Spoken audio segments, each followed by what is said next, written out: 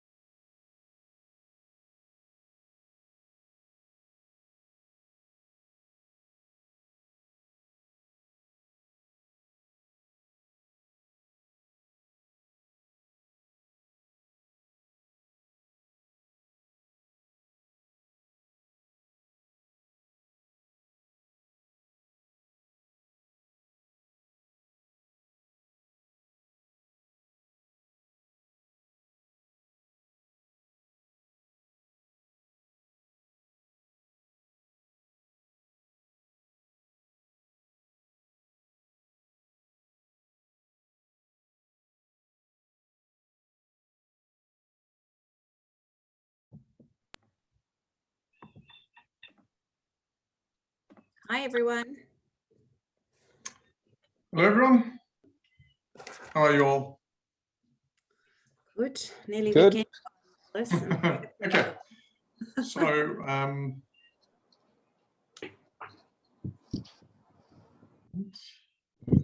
share screen.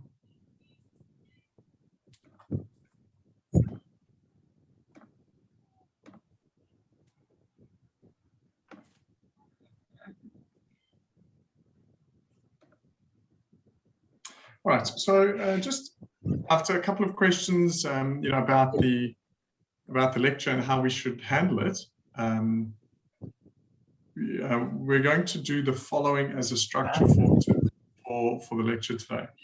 So, reviewing the VRIO model, and then we will talk. That'll take us about 15 minutes, and then go through the lecture material until 8, and then at 8 to 8:15, we're going to take a break because I suppose we appreciate that when we review the VRIO, some people may want to have a look at their presentations before presenting. That's just fine.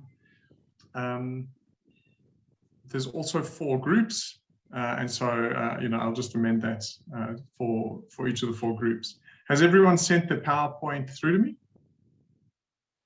All groups? Cool. Okay.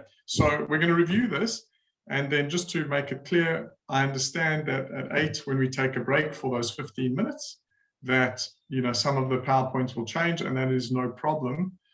Feel free in those 15 minutes to do what you want. All right. So let's just quickly recap on VRIO as we do. Just taking the key models that we've done in the previous lecture. Or the new key models, and and just having a bit of a look again at them. So we said that VRIO stands for and has these 4 concepts. It has value. Does this key resource provide customer value and a competitive advantage? The second thing, is it rare? In other words, how widespread is it? Now, rareness isn't quite the same as inimitable or unimitated, because simply some things are rare just because mineral deposits are rare and inimitable, but there are other, some things can be rare but imitatable, just from a timing perspective. Then we talk about, is it able to be imitated or is it difficult? And if you recall, there was a ladder of things that are more or less imitatable. So at the bottom, we had things like cash, although sometimes it feels difficult to get it. It's not considered particularly specific, all the way up to very unique resources like a mineral deposit, which are very, very difficult, perhaps impossible to imitate. And then the last idea is, is the firm organized in order to take advantage of this? So when we go through this analysis, we have, and I'm just checking nobody's waiting, I don't think so. When we go through this analysis, we see that what we can do is say, here are the 4, and depending on the combination of these answers, it can provide a competitive implication, an advantage or a disadvantage, and some of them are sustained advantages. So as we can see here, you've got things like, well, this is not valuable, and therefore it's a competitive disadvantage. Whatever resource it is, whatever asset, remember, resource can be an asset or a set of capabilities. And if it is not valuable, you're still paying for it, so it's probably a disadvantage. As soon as it becomes valuable, then you can talk about, is it rare or exploited? And if it is not rare, it can still be a point of competitive parity. There's nothing wrong with that. It's just not going to provide you a sustained advantage. And then all the way at the, at the other end of the extreme, you've got things that are valuable, rare, difficult to imitate, and your organization is well set up to exploit it. And so you've got sustained competitive advantage, and that will lead to consistent above average firm performance. And so in VRIO, we've got these 4 concepts, and the combination of them leads to a competitive implication, and that implication drives firm performance. The point being that what you're really trying to do is list several firm resources and then decide how many of these blocks they tick. Clearly, your selection of the firm resources is quite important. And as I mentioned in the last lecture, it's probably best to list 5 or 10 and then decide which ones are truly valuable. When you're looking at your own firm and you're being asked to internationalize, or you're looking at a case, the idea goes, list these things and understand what is the true source of competitive advantage for a firm. And also, what are the competitive parity points? So this analysis is about finding what is important, but important doesn't necessarily mean only what provides competitive advantage. That may be an evolution, that may be a step in the future, where you say, we have something valuable, it is rare, but I'm unsure how difficult it is to imitate. Or we have yes, yes, yes, but we're not organized to exploit it. How do we generate that, that ability to charge people for it? And so I'm going to break us up into breakout groups for a few minutes. And what that's about is we're looking at either CFAO, you get to pick one of the two, or FAHI, just these are 2 cases that we've done. And I'd like you to list 5 resources. And the resources, again, could be a physical asset, it could be a capability. And do the VRIO analysis and come back. So is it valuable? Is it rare? If it's rare, why is it rare? So again, this is kind of a second step thought about, well, I mean, is this is not very common. How imitatable is it? So again, we've got some things like a huge balance sheet is fairly rare. It's difficult, it's fairly difficult to imitate, but it's not at like, I own a unique mine. Why is it inimitable? And if you recall, we said that things like causal ambiguity, I'm not super sure why they've got this asset, because we said that a lot of the most sophisticated or difficult to replicate things are actually socially complex. We used words like it's part of the culture of a firm. There's also unique historical circumstance that can sometimes lead to difficult to imitate, and then social complexity, and then is it organized? And the last question, which part of Porter's value chain is optimized? So Porter had that stylized value chain. There were primary activities, inbound logistics, operations, outbound logistics, service and marketing, and your secondary activities. That were things like your human resources, finance, procurement, logistics, and technology. And so what we're not doing, because we don't have time, we're just spending 5 or 10 minutes on this, is we don't need an essay in this box. What we're looking for is several resources, up to 5, and then you to tick, I think it's valuable, I think it's rare, I think it's organized or not, and that's all. And I think that this is kind of what we're looking for, quite straightforward in the presentations. So if you'll give me a moment, I'm going to create those groups.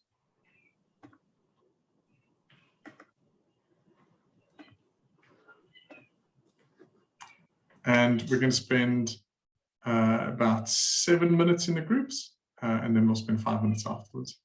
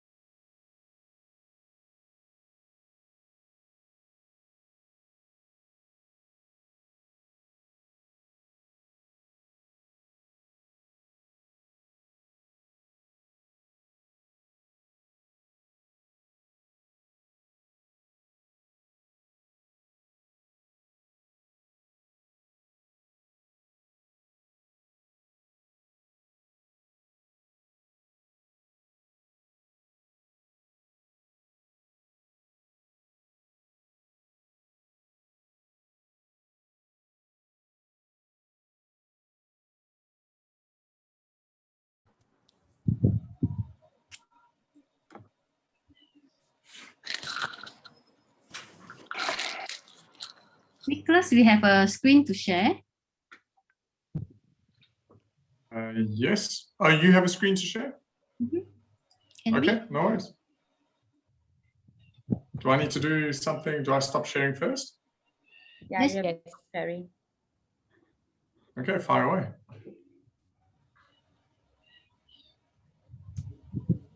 Cool. Oh, Yeah, so we're looking at CFAO. Everyone's back, Nicholas, right? Yeah. Yeah. So we looked first and foremost at their market presence in Africa because they had a large, considerable footprint. So we said this is valuable to the customer and supports that sustained competitive advantage. Was it rare? Yes, in terms of their geographical footprint. Imitable, we felt no. They're too costly and well organized in terms of how they've expanded that network. So actually, we've looked at that being a temporary sustained competitive advantage, and we know TTC moved in at some point. So just one thing. So just if it's inimitable, if it's difficult to imitate, right? Then it's it can be a sustained competitive advantage. So are you saying that this is I think it should easy be to imitate or difficult or something? No, in we said between? it's difficult, I think, right, team? So it should be a sustained competitive Yeah, advantage. so if you decide it's difficult, it's a sustainable competitive advantage. I think we were moving so quick, we just missed that. Yeah, yeah, no worries. So I think that, and just so why I tend to agree. I think this is quite difficult to imitate a network like this, and I think that's because it's socially quite complex.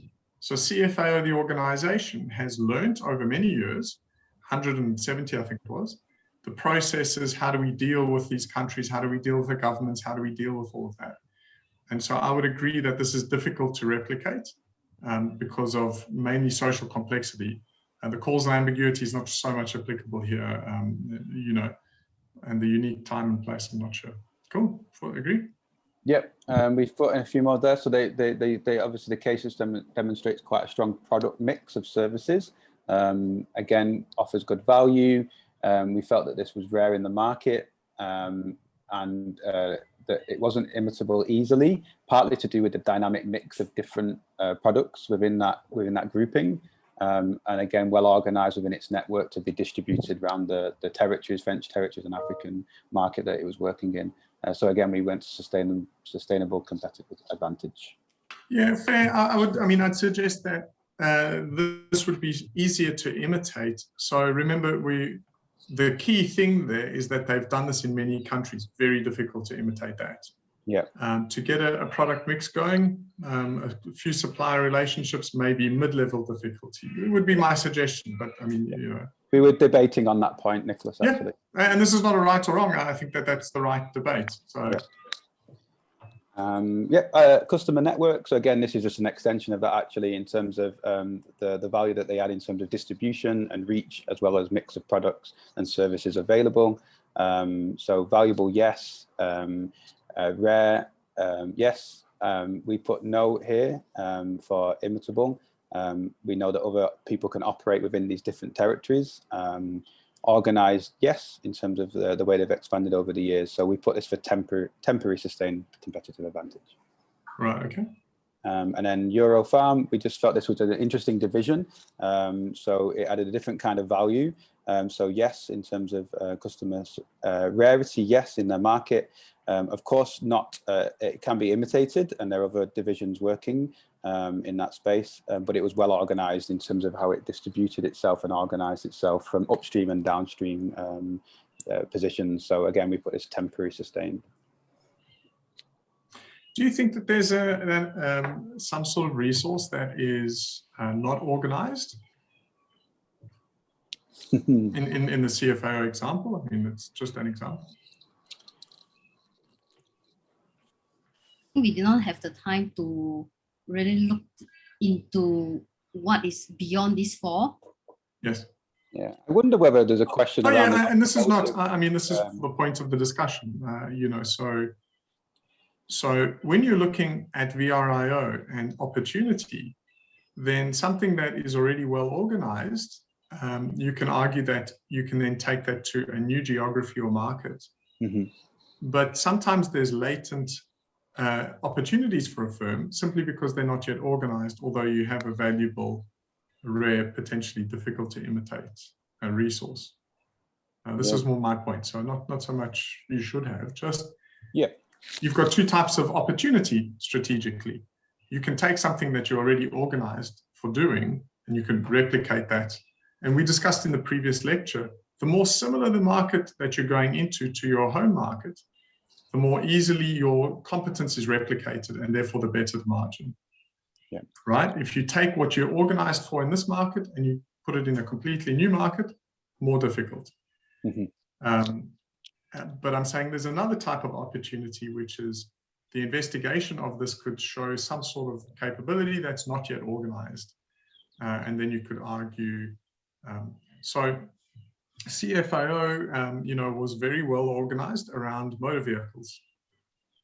They had a dealership network, which again, you would argue is fairly difficult to imitate, I would suggest, because it's quite capital intensive and it's very location intensive. So if you go to a city like Luanda in Angola, getting a prime location for a dealership is next to impossible. And we had a discussion, I think Vicky may have mentioned, prime real estate is a difficult to imitate product. But perhaps the Eurofarm division is less well organized. Certainly they're less famous for it. And, so all I'm saying is when we do these, you don't get, at a master's level, you don't need to be trapped into yes or no. You can say, without trying to dither, well organized, poorly organized, not organized, right? I mean, this is like a 1, 2, 3 scale rating. So if you think something is reasonable, but it's a latent opportunity, then I'd suggest under organization, you might put a fair instead of perfect. Cool. All right. Thank you, Who's Nicholas. next?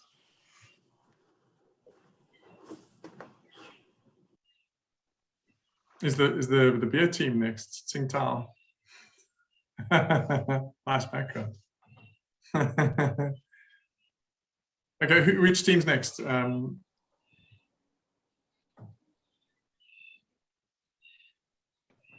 don't mind, we'll jump in. Vicky, Cool. if you want to show the slide, might as well crack into it.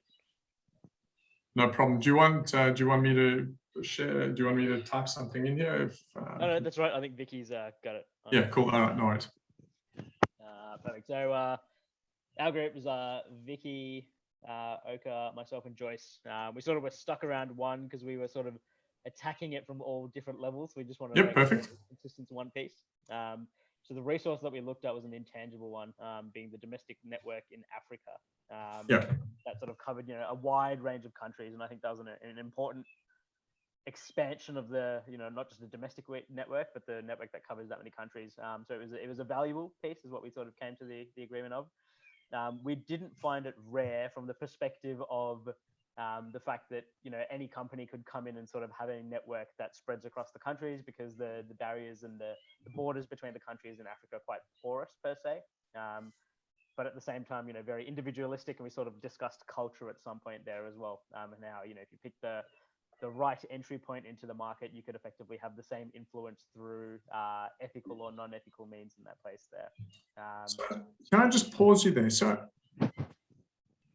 with Rare, it's probably a lower test, right? Do you think there's another company like CFAO that has a network that's in 54? And you be forgiven if you have specific knowledge, that's fine. But certainly in the case, it was suggested that this was pretty unique. And I think that's good enough, right? You go, I'm not there's no expectation of crystal balls. And when you do this in your own companies as execs, you will have better information and a better grip on it. So I'm not taking anything away from that. But I think in this case, it was suggested that this was a unique asset. And so I would call it quite rare, their network. Right. And therefore, so I go, that's kind of it's a simpler test. It's not, but I go, they were in 54 countries. And if you define it broadly like this, I can see your point about is it imitatable? But then then I'd push you to say, well, how imitatable do you think it is? Is it easy? Is it difficult? Remember, you've got a ladder. So this is not a binary choice. If we go back to the previous lecture, there are some things which are easy and, inverted commas, easy from a strategic perspective, and some things which are very difficult. And now just talk about organized. What's your feeling about organized? Were you talking about divisions, subdivisions, or how did you see CFAO as organized or not organized in the African market? Yeah, so Vicky, are you able to assist here?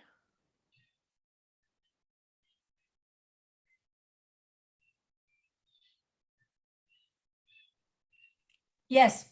So yeah, it is not organized. Why we are saying that? Because the organization means know-how, right? You know to do your job so well, like very best practices perspective. So based on whatever that we discussed last class, we mentioned that actually the TTC and CFAO originally they are in a partnership perspective, and at the end, TTC has to like acquire 100% share. That means they're really not that organized. That's why TTC needs to 100% like control their business development and their strategy in the future. So that's what makes us design CFAO is not organized. Okay. So, I think that sometimes, TTC's motivation may not be aligned with the inefficiency necessarily in a target company, but it's an interesting point. Maybe it was. Maybe they thought that there was better things they could do. In the case, you've got a long track record and this idea that that's their strategic intent, plus the initial approach of TTC, which is to leave them largely as a partnership. So, there's certainly some evidence that TTC thought that this was a reasonably organized advantage, this ability to get to all these markets, and the senior executive management was, somewhat in control of how to extract value from this. So I suppose what's important about using these frameworks is to not overlay too many other considerations in them. They're really quite straightforward. You go, is this firm arranged either through organogram or through their board in a way which takes advantage of this resource? And that would kind of be the way to look at that question. So if I said to you, was CFAO arranged in a way that looked after their network and focused on it, we probably say yes, that they were. Whether we liked their business model or not, I'm not sure there's a lot of evidence that they were not organized around this one thing, right? There were several things, as we've discussed, that they may not have been organized around. But I think to say that, that's a big statement, because arguably this is the single biggest thing that you noticed about CFAO is the key thing that TTC was buying. And so I think to say no, you'd probably want to then split out those things that you didn't think were organized versus the CFAO value proposition to TTC. In general, unless you're just buying a factory, if you're buying a business because you think they can do it better than what you can, that would be some evidence that at least there's some belief it's organized. So, I just keep that as a lookout when you see acquisitions. They don't all work out, you're right. But cool, let's have a look at group 3.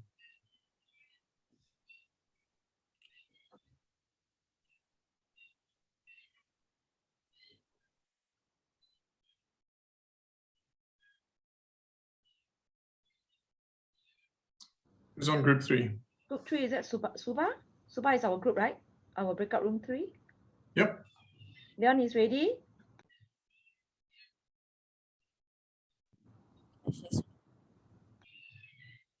Do I need to put up the whiteboard, or you guys want to present something, or you want to take us through it? Yeah, Nicholas, I will share the screen for some.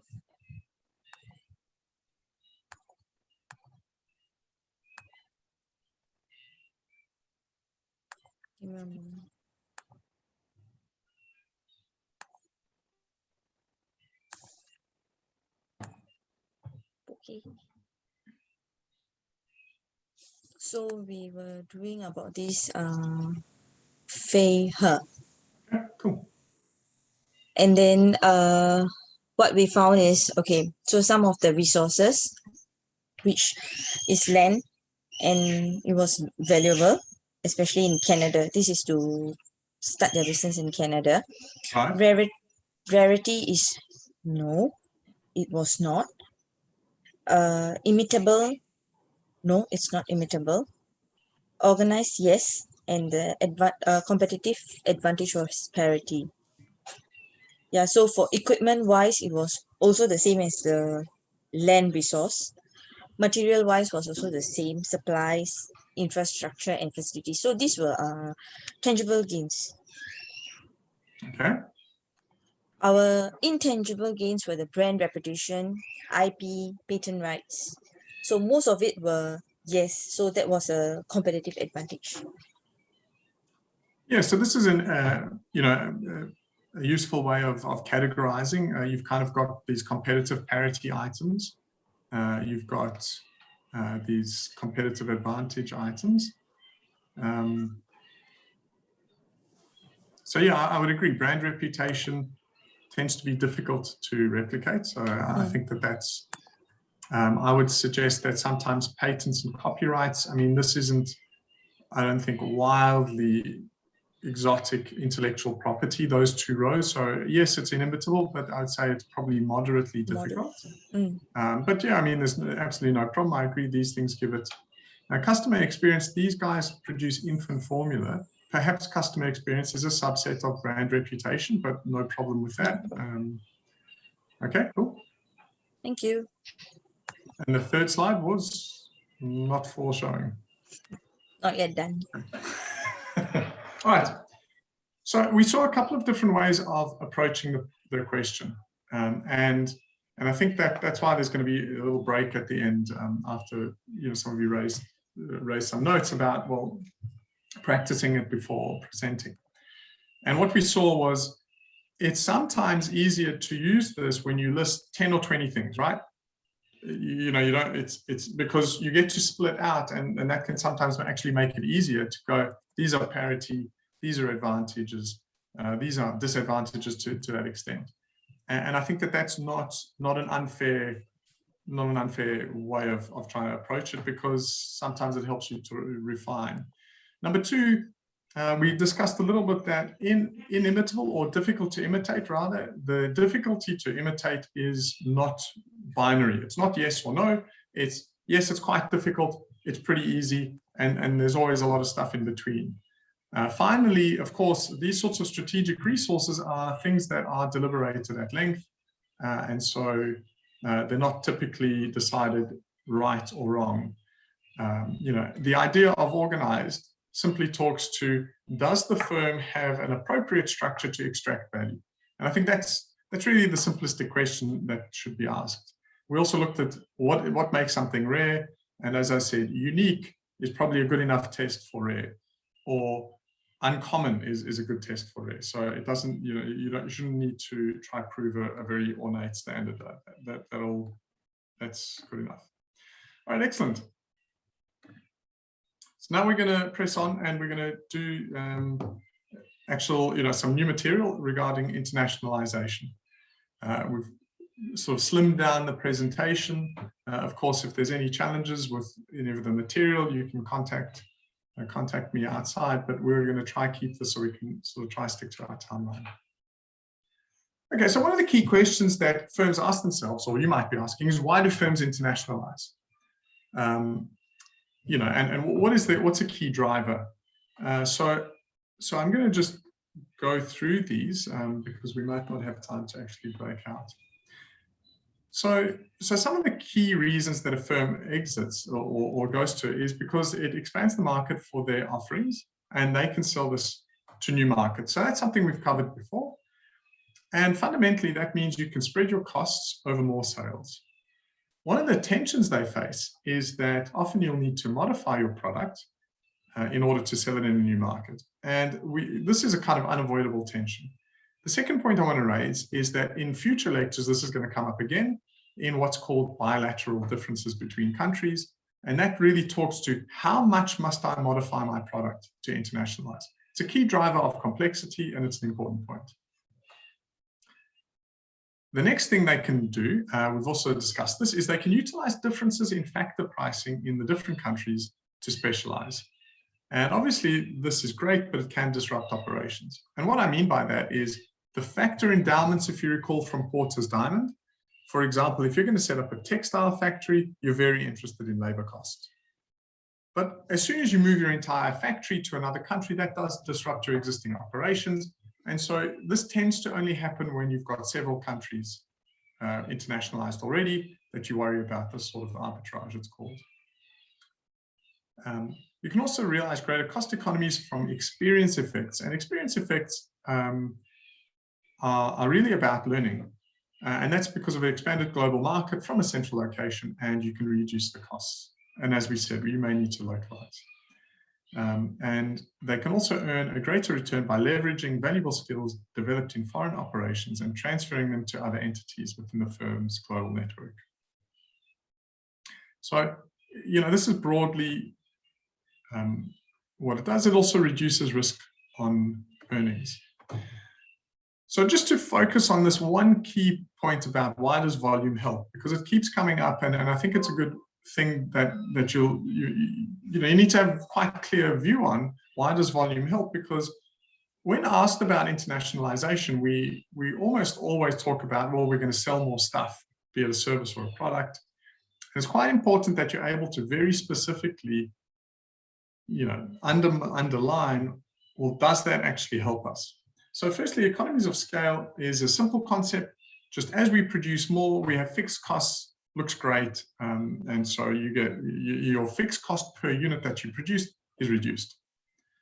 And the sources of this include things like the fixed costs spreading over large volumes, increasingly specialized equipment or personnel. Clearly, if you produce a small number of something, it's probably a low automation environment. When you do large volumes, you can improve that, and you get your staff are able to do that in a better and better way. The experience curve is the reduction in production costs over the lifetime of a product. So one is about how you use your current knowledge, and because you're producing more stuff, you can absorb your fixed overheads over more units. You can use more specialized people and personnel. But the next piece, the experience part, is that you actually get better at doing things over time. And the more of it you produce, the faster that occurs. And so labor productivity does increase when individuals learn the most efficient way to do their tasks. So this is the kind of key thing. And it's important that you note for your firms, where are you on that economies of scale and learning curve? Because if you're not going to get these advantages, then additional volume is not as profitable as, as people like to propose. And we come to something called the adding framework. The adding framework is one of the key frameworks in the course. And it's really just a neat way of us remembering all the reasons why you internationalize. It is important because you've got to have the reason, why are we bothering to do this? And, the adding framework kind of spells it out. And this quote's a great quote to always support using a framework like this, which is from Northcote Parkinson. People always analyze to minutiae costs, but they'll surrender to animal spirits when it comes to large decisions. Internationalizing is a large decision. And so it is important to have a framework for why are we doing this. So number one, adding volume, easy. Two, decreasing costs, so cost arbitrage. Differentiation, across different markets, or improved differentiation back in your home market because you're overseas. Improving industry attractiveness. So this really talks about quite high-level strategy where you go, because I'm in two countries, I have a different risk-return profile, my industry becomes more attractive. Normalizing risk. I don't want to be subject to the risk of one currency, one country, one demand metric, and generating knowledge. And so the adding framework is important that you go, if somebody says to you, let's take our business international, this is an important starting point. You go, Okay, just let's try to figure out why this is going to be good for us, if at all. So you start with the volume. What are your economies and what is the slope of your economies? So are they improving? Are you at an area of the curve where more volume is even better for you? Are they quite flat? Decreasing costs. So what are your fixed costs and are they spreadable? As we said, are there arbitrage opportunities? Can you use cheaper labor or other factors?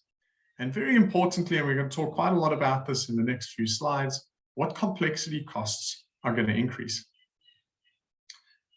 Differentiate, how does internationalization improve your customer value? Does it improve your customer value? So if you export your product, does that add to your brand? Does that add to your skills? Does that add to your customer service? How much adaptation is going to be needed? That's under differentiation. As we said, there's a tension between internationalizing and the requirement to localize in each of these new markets. And what is the advertising intensity in the destination market? But important overall framework. And we get to the ING, improving industry. Are there country differences in profitability? So if you recall, we looked at Porter's 5 forces. That tells you about industry profitability. And if those forces are different in different countries, you can have different levels of profitability. Are there differences in efficiency and practices that you can exploit? And are there flow back changes to competition? So if you're in a secondary country, does that change the way you're going to compete in your primary country? It might do, because you might have new skills or a different type of plant that are able to improve your position in your home market. Normalizing risk. So are the economies the same? Are the products the same? So your ideal situation is 2 economies with quite dissimilar linkages, but identical products, because that's the lowest complexity place you can be, that you sell the same thing to 2 places, but the economies are quite different, which means you don't have boom and bust. You know, they're doing different things at different times. Generate knowledge. So this is the G in the adding framework. What are the localization pressures? And this is not always bad. It's bad when it goes to an extreme, but quite often a small amount of localization pressure actually improves productivity. So one of the things that, for example, the Tata Group, Tata Motors produced motor vehicles, and in the early 2000s, their market share in the Indian domestic market was 60+%. So this is a huge market share. And what they found when they exported to countries like South Africa, is that their volumes struggled there. And there was a lot of pressure for product improvement.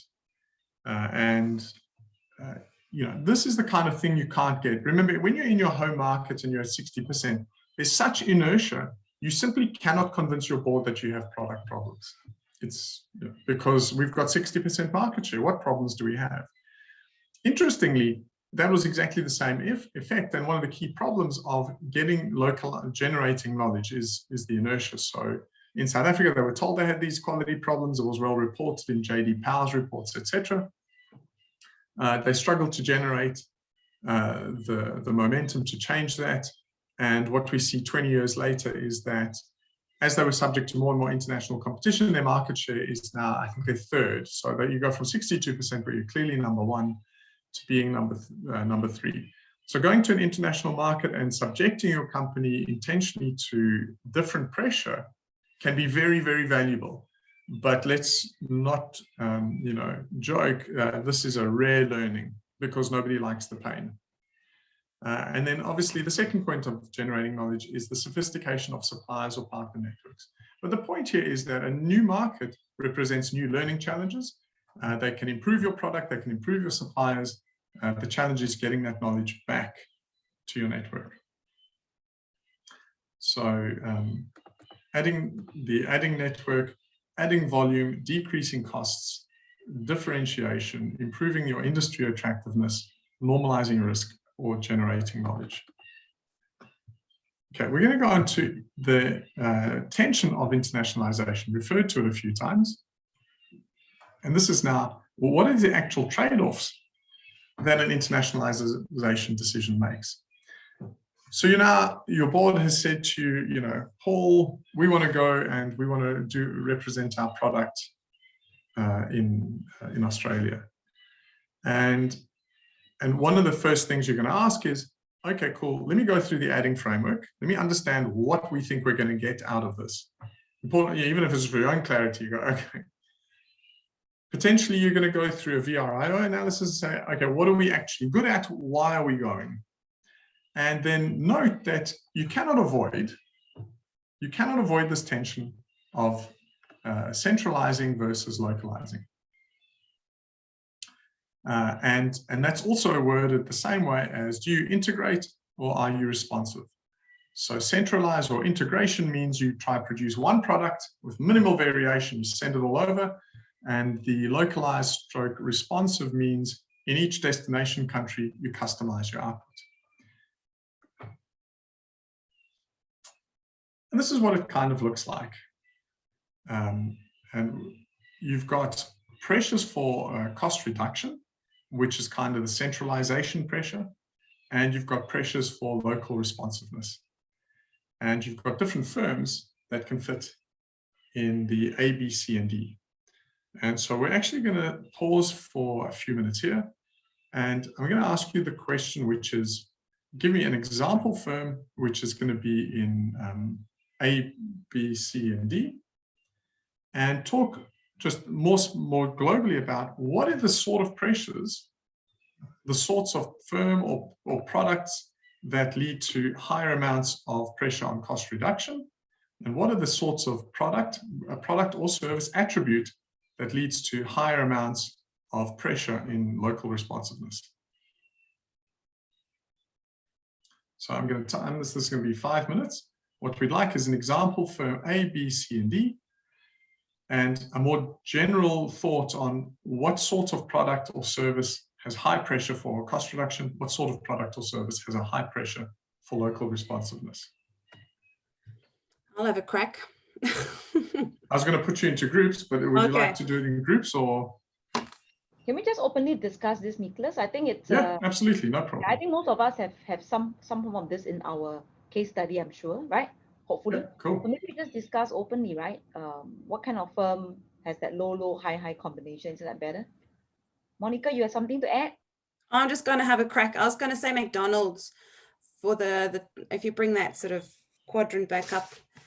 Firm A, high cost reductions in terms of its efficacy and pressure for local responsiveness.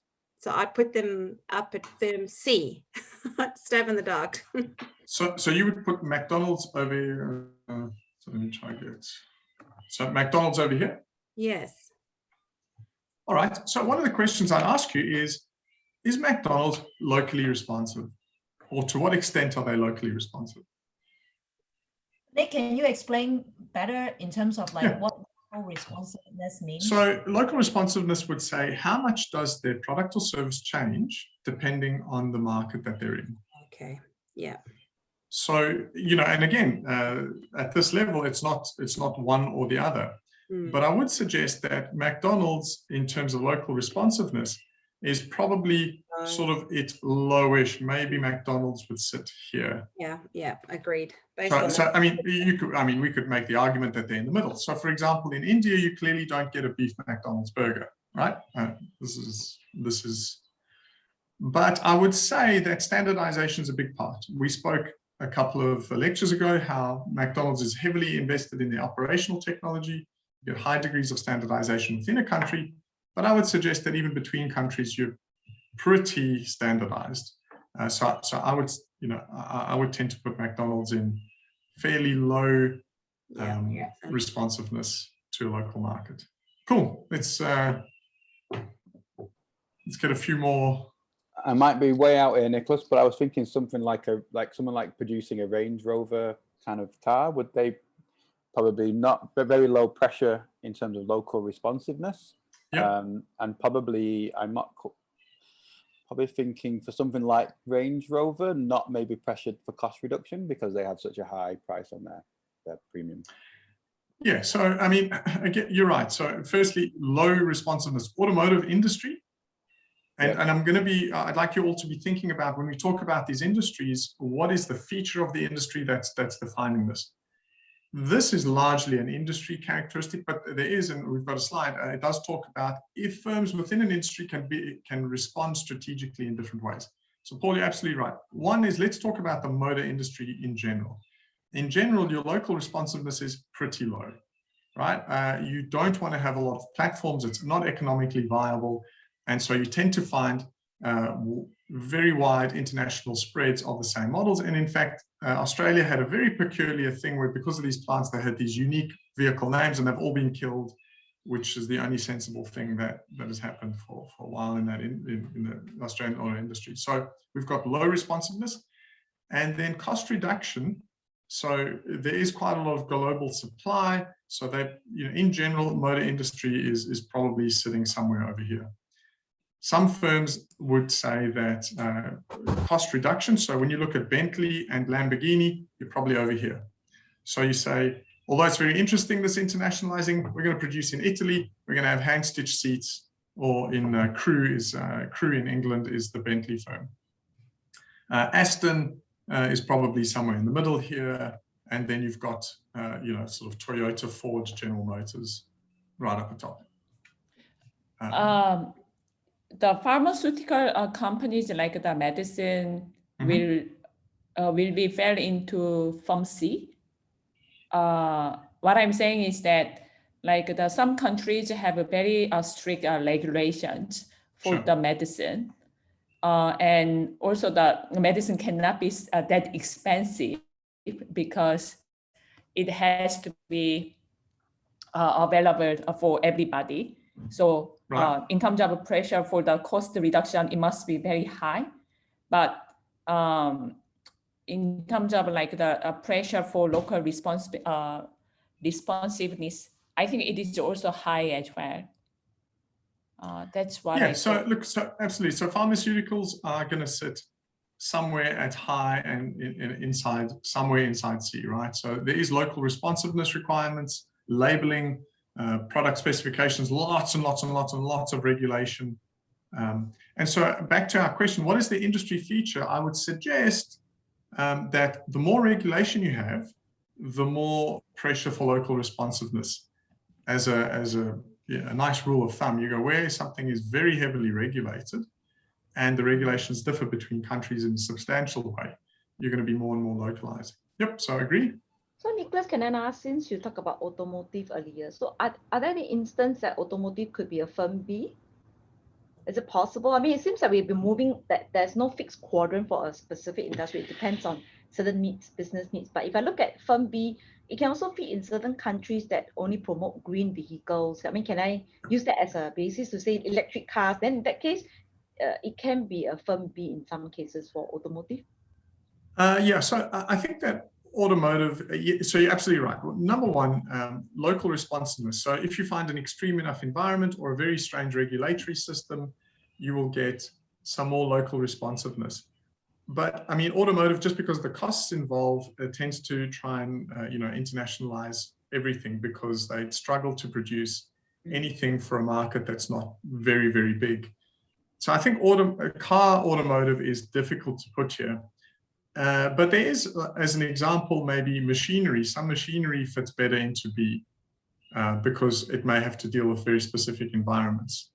But if you look at roads, road conditions, automotive and local responsiveness is, it's difficult to put it particularly into high, I'd suggest. I mean, you don't see very many highly customized vehicles because it's not economically viable to produce them. Theoretically, it's possible, but you don't see it. So what about casino? Can it be firm B?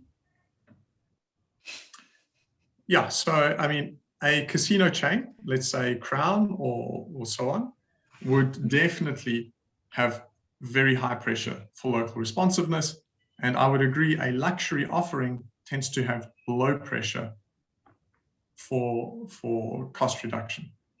So I think that hotels and those sorts of services do fit into firm B. So casinos, yeah, definitely, this is a space. So what about like LV, Chanel, those luxury goods, they are in firm A? Sorry, who's that?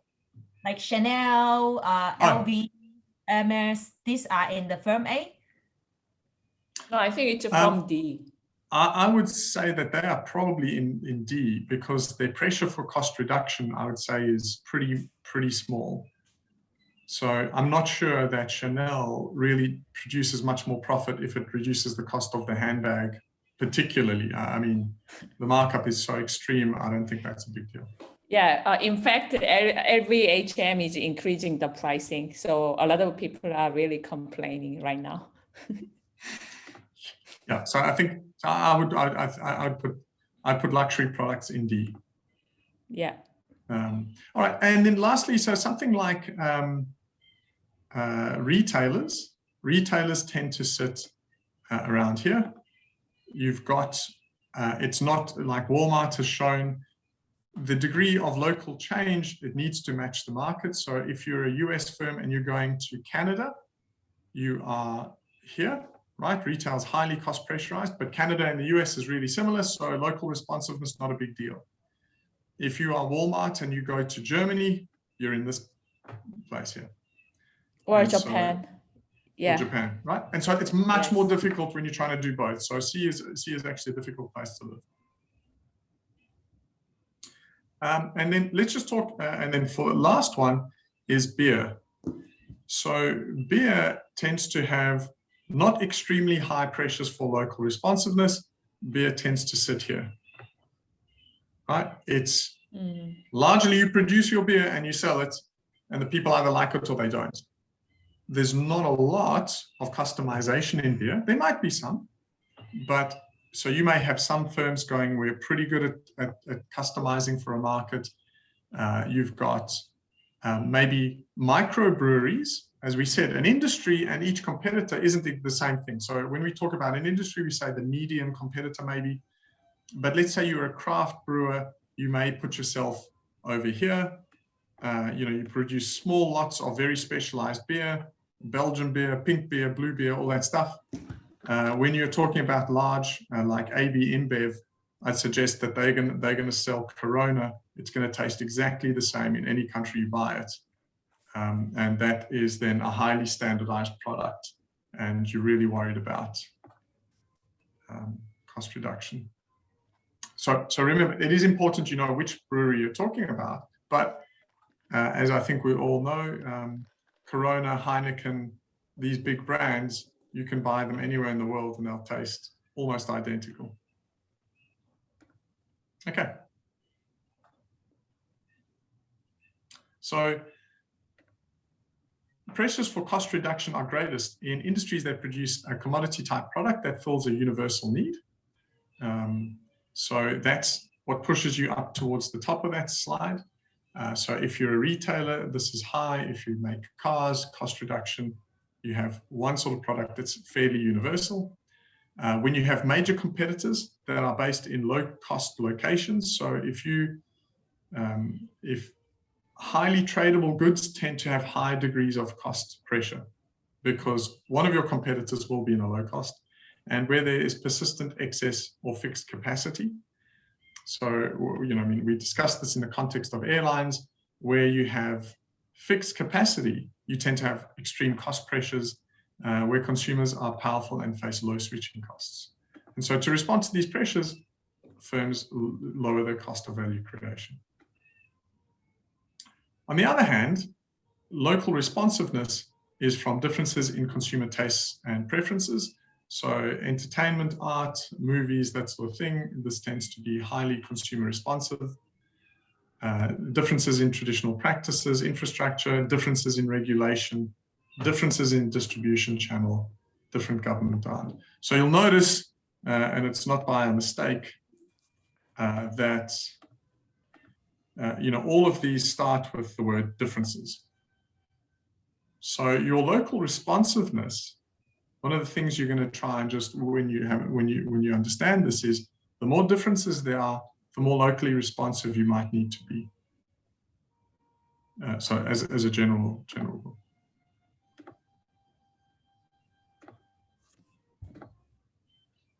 Okay, so here we've got a couple of industries just to expand our examples. And the degree of globalization depends on the benefits of the integration versus the differentiation. And so you can see you've got concepts like jet engines tending to be over here, packaged grocery products. You've got a low degree of global integration, cement, low. This is a slightly different perspective of the same question. So the other one was talking about the pressure for cost integration. And this is talking about the benefit of global integration. They're very similar concepts, although not identical. One of the things specifically about cement is that cement's very heavy, so you don't transport it very much. And that's why global integration doesn't really occur. Cement factories occur every few hundred kilometers because it's not commercially viable to transport it. So this kind of blends two of those concepts. Telecommunications equipment, you have a lot of standards differences in different countries, but you do get the benefit of global integration or cost reduction because you can produce in one place and export everywhere else.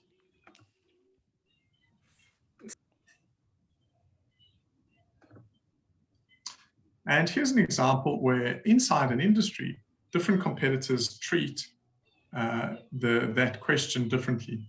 So you've got Matsushita, who has performed actually the best. Matsushita is kind of the Japanese brand, but they produce things like Panasonic. And they have gone for a very heavy global integration, very low local responsiveness strategy. So they've tended to produce consumer goods that they produce one style, and they export it, and that's it. And this has actually tended to be, I'd suggest, the more successful strategy for this electronics industry versus these other two, General Electric having exited many of their consumer electronics products completely. So, here you get a taste of the strategic decision is very, very important. General Electric is gone, and Philips' range is smaller and a bit more niche, and Matsushita has performed best. So again, we talk about, is the consumer market very different as it relates to this product?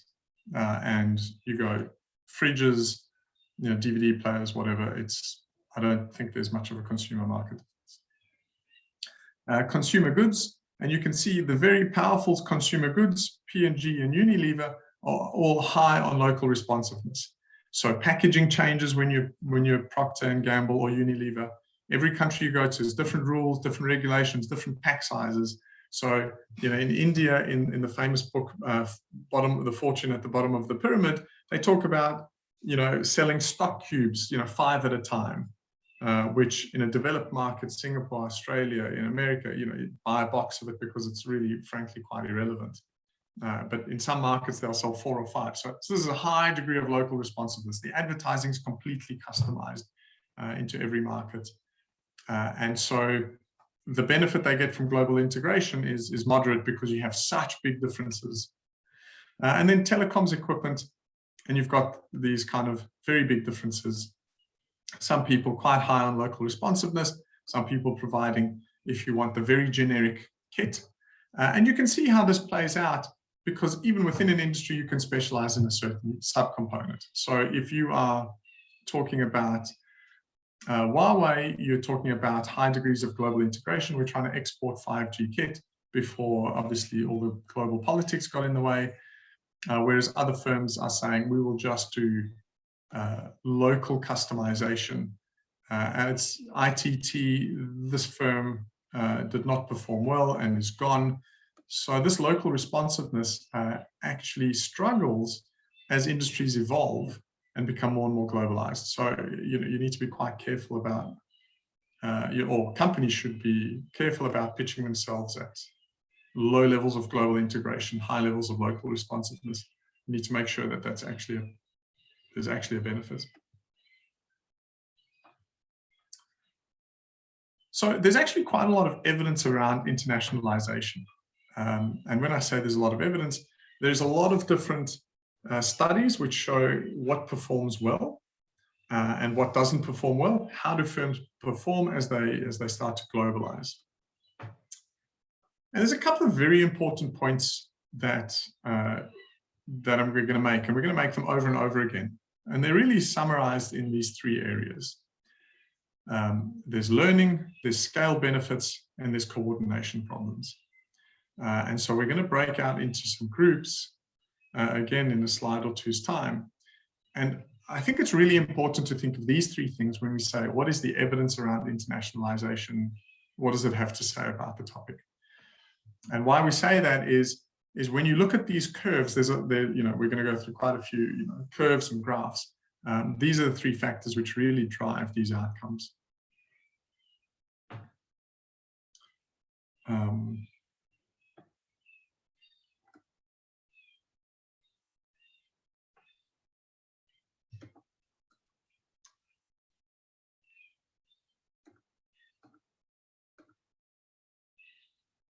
Right.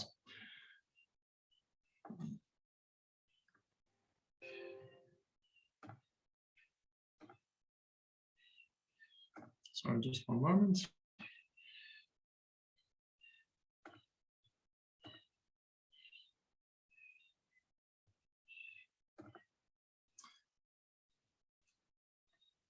Okay, so I'm just going to break you into a group and ask about the shape of the internationalization curve and what drives that shape. Let me find my Zoom again. So the question is, sorry, Nick, are you still sharing the screen? No, so I'm just going to break because apologies. The controls disappear when you're sharing screen. No worries, apologies. Zoom with me. Yeah, so I'll put it up in a second. But the question is, what is the shape of the performance curve as it relates to internationalization? So what we've got on the x-axis is increasing internationalization. And what we've got on the y-axis is performance. So does it go upwards? Does it go down? Is it, is it any other complex shape you want? And it's just 2 minutes. We're going to break for 3 minutes. And we're just looking for what shape and why. And we've already said what are the three key things you need to think about: learning, complexity, and scale. So, Nick, apologies. What was on the x-axis? how much internationalization? How many countries are you in? Oh, right, fine. Right. So you go, as I add more countries, and there are some complexities to that. Some people argue about what is your proportional sales in different countries. You could also justly say, well, it depends how different the countries are. So the x-axis is how many and how much more different they are. I don't mind as long as you qualify your answer and say this is how we were looking at it. That's just fine. So you can answer just more countries means what? Or you could say more different countries. What would happen then? We're going to talk about both of them actually in the coming slides, so I really don't mind how you approach it. Okay.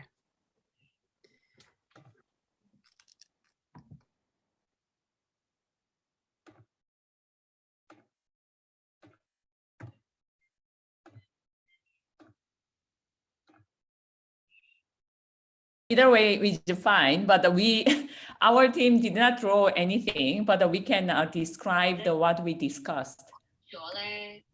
That might be tough. Can you see the whiteboard? Can you draw on this? Okay, but how can I control?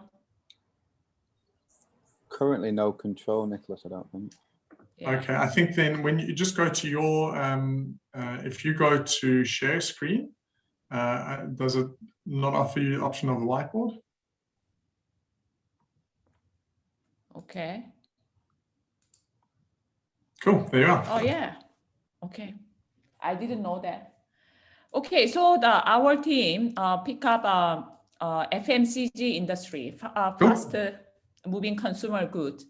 The reason is that this industry is highly internationalized.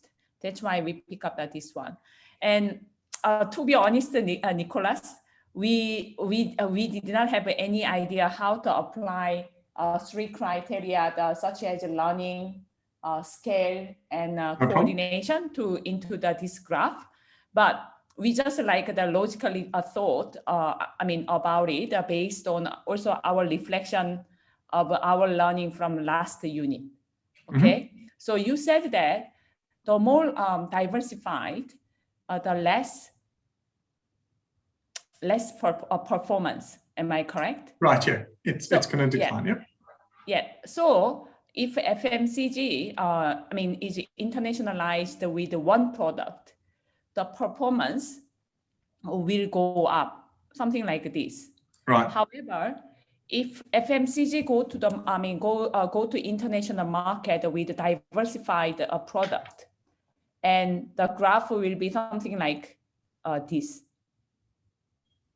Yeah. So that's that's, and I think that's fairly accurate.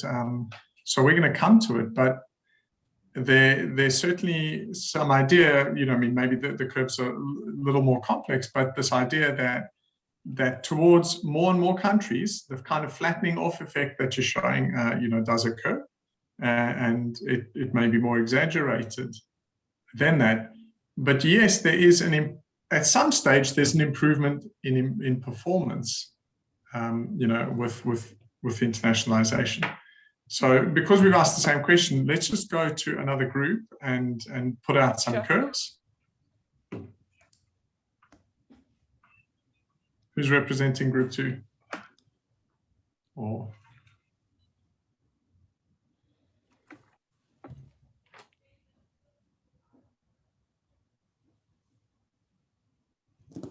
Can I try for group 3?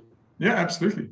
I don't think we really managed to discuss anything, but just since Jiyoung also have nothing, right, and there's no right and wrong, so I would just say that in any industry, or if I were to say this is performance, I'm trying to write, sorry. Okay, yeah. I think if this is a timeline, okay, if this is time, okay. So I would say, imagine that initially when you start, this is performance. So when you start any performance, I think in terms of stages, maybe there are various stages. I'm just thinking stage 1, stage 2, stage 3. Maybe initially when you started your internationalization, your performance is quite slow. And then when you start to perform, there's a specific curve that you will mature. You get a maturity stage. Somehow when you attract more competition, then you have to kind of over time reduce your cost. I'm just thinking something like that. I don't know. Yeah. That's So that talks about like as a market might mature on you, so you said there's extra competitors that come in, but maybe not specifically addressing if you go into successively more markets, right? Yep. This is in an individual market. Yeah, absolutely. So happy with that. So cool. This is maturity. That's all, a maturity piece that everybody will experience before they slow down and then think of a new strategy. Yep. Cool. All right. Last group, let's go. So Vicky, Joyce. Yeah, look, I'll give it a shot. Yep. Where's the whiteboard option? It's already there, even better. So I guess the way we sort of looked at it was from a point where if we're like a 0-0 point, so internationalization being 0 on the x-axis, meaning that we're still a very localized company in the beginning. As we start to internationalize, our performance is going to increase. Gets to a certain point where we experience a diminishing rate of returns where it gets too complex because we've got too many companies involved, depending on the industry and stuff that we're involved with. So we then start to drop. As that sort of drops, we sort of, I guess, become used to the environment, if that makes sense, or like the global context, which then sort of brings us back up to like a second critical mass before we start going into a secondary rate of diminishing returns. Okay, so let's just talk about a couple of the ideas in there. So you're right, there's going to be stages of how you go into more and more markets. This has got 4 stages and perhaps, but some of the principles that are here are these things of, at some stage, you're learning. At some stage, economies of scale are good. And I think we saw that everybody's saying there's a positive slope somewhere. So, Jiyoung had it going for quite a long time, or maybe slowing down, but like what you've got here, Sandra, and Meichu showed it sort of in the middle. At some stage, there is learning. So there is some potential that you go, or maybe it starts off a little bit difficult. Now, what we're seeing in front of us has got another concept, which is indirect exports, which is an earlier stage of internationalization, which is not the same as just how many more countries So I just want to point out, because we're going to see some graphs which don't look exactly like this, but that doesn't mean they're particularly conflict. So if you look at the first stage here, this is indirect exports. So you have a factory in your home country and you sell to more countries. And so you would expect that to be fairly monotonically positive is the word. So this looks quite a lot like Geo and what you had. And this is simply because you're producing one thing, the complexity is low, the learning is low, you are simply selling to more and more markets. So if you look at the adding framework, this is, I'm increasing my market size. And then this talks about this idea of going to export to FDI, and now this has this kind of stage 2 and 3 dropping, arguing about the learning curve, and then another hump.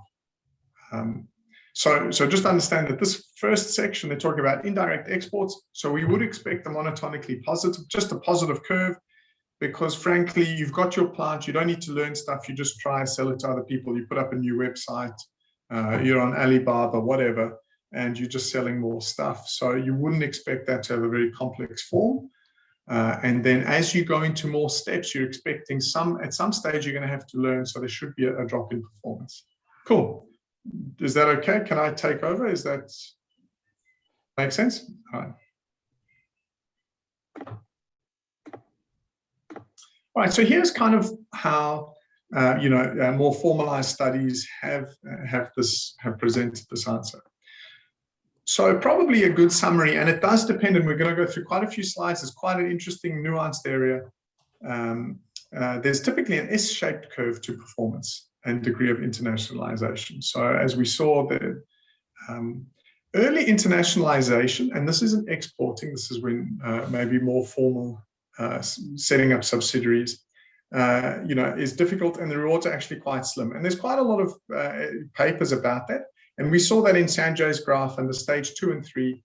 But the idea is that the early stage is actually quite difficult in most cases.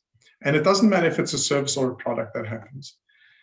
So in stage 1, you have this idea of overhead internationalization. So your performance is somewhere between flat and negative. And again, this is over many markets.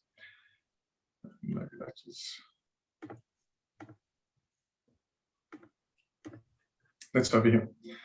And then what you have is this idea that you've now finished learning and you're getting these scale economies, right? Stage 2. And then you get bigger and bigger, and what happens is you start to have a negative slope. And this talks about cultural distance, coordination costs. But the reality is, remember, you've got this trade-off between internationalization and localization occurring in every single market.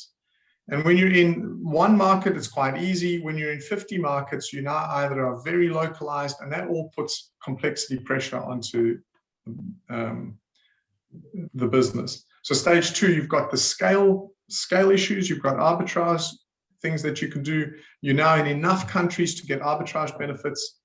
You've got factor differentials you're able to do, so you can export from one country, you can pay lower tax. We've discussed that, and you can learn from markets. So this is kind of the sweet spot. You're in just enough markets to gain a lot of these benefits. Of course, companies never stop there, and you eventually get to a point where you say, now the cost of coordination is enormous, the information flows are inefficient, and the competition which used to sustain your business degenerates into politics. So these are sort of natural responses to companies, very, very difficult. And that's why you'll see few companies get to these kind of very internationalized stages, because it actually becomes incredibly difficult to coordinate. So if we look at companies like Toyota Tsusho and CFAO, they are in a very large number of countries.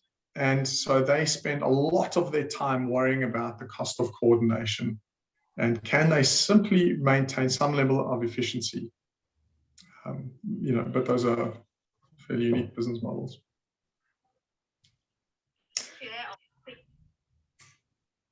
I'm sorry? Oh, okay. So let's just talk about this in class. What are the kind of differences between low capital services and high capital services.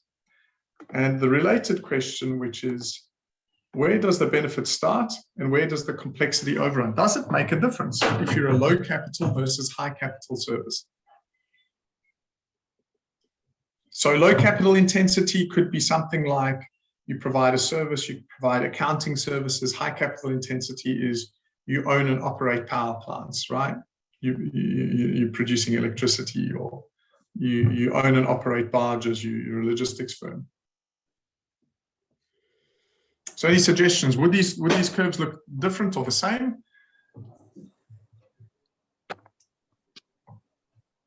I would imagine that if you've got a lot of high capital investment to make, building infrastructure, assets, physical assets that you're moving around, I imagine that in terms of your learning, in terms of your performance, potentially is going to take longer.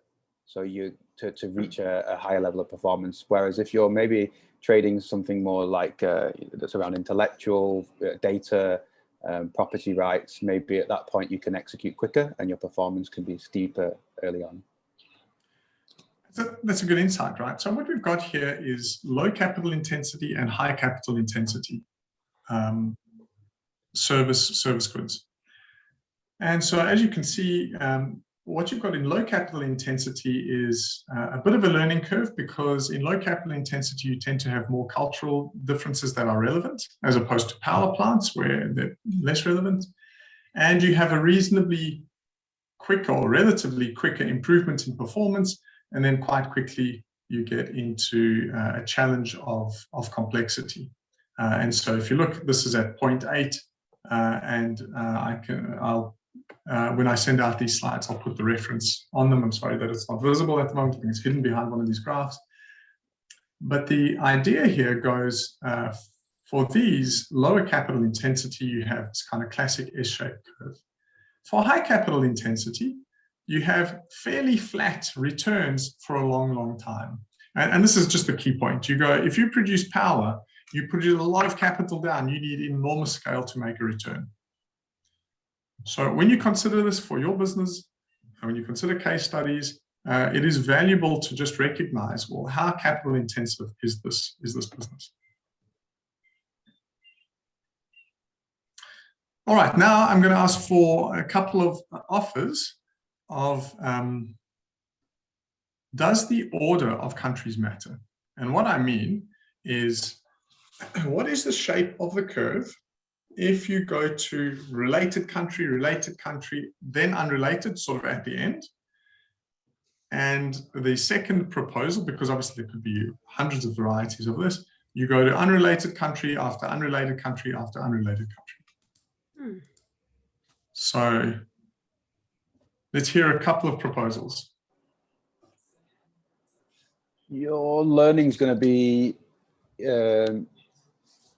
easier in the option one. You're gonna have a learning curve potentially just as you navigate the change in a potential environment. But if it's a related country that you can transition a lot of things immediately over to, then I think that your learning will be quicker, which will start to increase performance faster. And then I would say moving between the second option, I would say the opposite. I think you're going to have a long learning dip while you start to understand this country that's unrelated, and it's going to take that a longer knock-on effect to get to your performance level. Cool. Some other comments?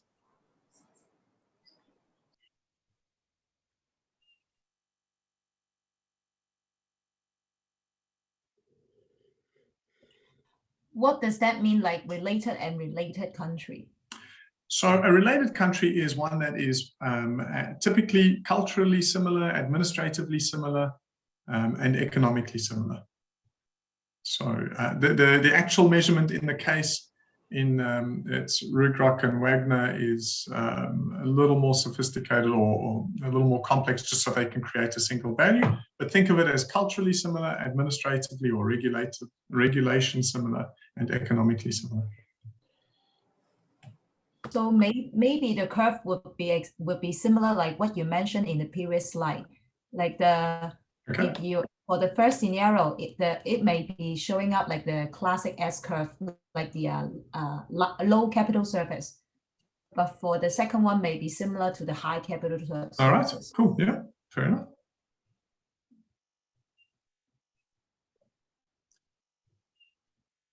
One more person's got to be brave, come on. was It's just not gonna easy to put it out there, so credit to those who do. I was only going to add, Nick, because I know I've already gone, but the second option, I would imagine, depending on the unrelated country, though, you would get faster and more efficient as you move through. You know, you've got 3 unrelated countries there, but I imagine, yeah, you would, by country 2, you'd have worked some things out, and by 3, maybe it's now become quite a key asset, quite valuable resource. Yeah. Yes, absolutely. I mean, that's the learning component. So I think that's a good insight. Question on that. So when you move from an unrelated country to the next unrelated country, only do that after you've had success in that unrelated country? So, okay, so let's talk about the study and the world. So in studies, they would simply say, I think the survival bias means that, yes, you have to have been reasonably successful in country 1 to have gone to country 2. And I think that's a fairly real thing. If you go international and you have a really bad experience, you probably go back to 0 countries and start again from 1 before doubling down. In general, I think that's fair. Yep. So you'd have a slow and then take your learns up. Cool. Okay. And related. Yeah. What's your? Yeah, with that one, I think it would be a slow start to the curve, and then it'll slowly go up, as Paul mentioned. Okay, cool. So this is what it actually looks like. So I think, Paul, those are some good insights. And I think what you're seeing here is when you go from related country to related, your performance pretty much improves and improves. But as you can see, and this is quite typical of US companies, just for interest, but that's not the foundation of the study. But then if you do this, you haven't built up that learning of how do you go to unrelated countries. So if you're a US country and you decide to go to Canada, you can understand why your performance is going to increase, right? It's very, very similar, and things kind of improve. But then the first time you go to an unrelated country, you're faced with challenges such as different cultures, different requirements, and that may be something quite new and novel. And so performance typically dips thereafter. So you go, oh, well, because there's a big learning curve that's got to happen. And that learning doesn't happen very much when you go related. So the trade-off here is the more you've got to learn, the more painful it's going to be. But that is in and of itself a resource, an asset, the knowledge of how to be in multiple countries. And there's German companies who, for whatever reason, have been selected here. But as you see, the first country you go to unrelated tends to be, you know, lots of enthusiasm, lots of focus and effort. And then you have all these learning problems of multiple countries, which are all different, and the complexity it loads onto the business is quite high. And as you keep at it, that learning tends to produce returns that again, you know, start to improve later. So maybe a couple of summaries here. If you want reasonably quick performance returns, if your career depends on it, don't go and do something completely unrelated. It's more difficult. Right? Take your business, your resource, as we discussed last time, take it, cookie cutter it, and paste it into a new place. But don't forget that the very act of adapting, localizing to other countries is actually a skill, and the more of it you do, the better you perform. And we're going to just press on a little bit here. So what about current business complexity in terms of product diversification? So this is an interesting study of quite big firms, and they found that highly diversified firms had increasing returns because the benefits of scale were bigger than the cost. So just think of it this way. If you've got high complexity because you're a Unilever, you already produce 100 different products, frankly, the more countries you can sell them to, the better. Moderately diversified have kind of this U-shaped. Again, you kind of don't have that complexity, and it's a big learning curve. But undiversified firms, which are highly specialized, actually tended to struggle in the study.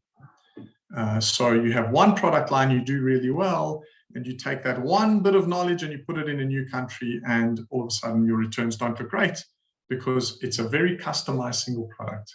When you've got 10 products, you've already experimented with this idea that not every market is the same, not every sub-market is the same. So for diversified firms where you've got multiple products, and this is a study with many more firms but smaller sales value, if you had unrelated diversification, so if you produce 20 different types of toothpaste and toothbrush, etc., that's related. Unrelated is things like P&G and so on. You can actually get negative returns quite quickly. And remember, this is a lot of firms, 2,400. So once you become Procter & Gamble and you're selling, $30–40 billion a year, I mean, there's a different problem. But if you take a lot of complexity with you, it overwhelms the ability of a firm to keep doing that. And related diversifiers tend to have positive returns. So in that one result that we pointed out, which is if you have lots of products, the scale is more beneficial than the additional cost typically.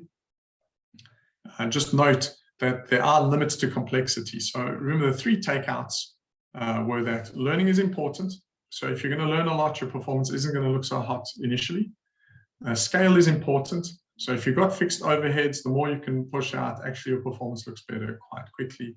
And then complexity. So if you're going to load a lot of complexity, performance does drop. So by and large, these findings support the learning hypothesis and resource-based view. The more similar a market is to you, the better your returns are going to be because you know how to create value and you're really taking your existing knowledge, pasting it into a new place. The second or third internationalization is more beneficial because you have learned a skill. Some pre-existing diversity is a resource. So, that can be sort of noted, and there are limits to the complexity you can take on. Markets that you take on, the more markets you take on, the more learning you take on, and the more product diversity you start with, the more difficult it is. So remember that internationalization is a form of diversification that requires skills that take time to learn. And the bigger the gap, the more complex those skills are. So that is the evidence on performance and internationalization. So those are important things to keep in mind, both when you assess cases and one day if you're assessing internationalization in your own context. All right, so now we're going to talk a little bit about which industries internationalize easiest and which don't. So specific industries. So some industries have higher internationalization, companies that sell their products in many countries. So we're going to do a quick breakout, and this is going to be, I think, the last one because we're running out of time to provide our hard stop at 8. And so just 3 examples of a company or industry that company and industry that internationalizes well. And again, the goal here is just to understand what makes it useful to internationalize.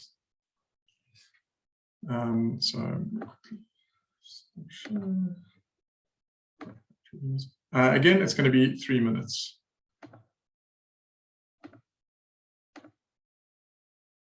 Okay, everyone's back.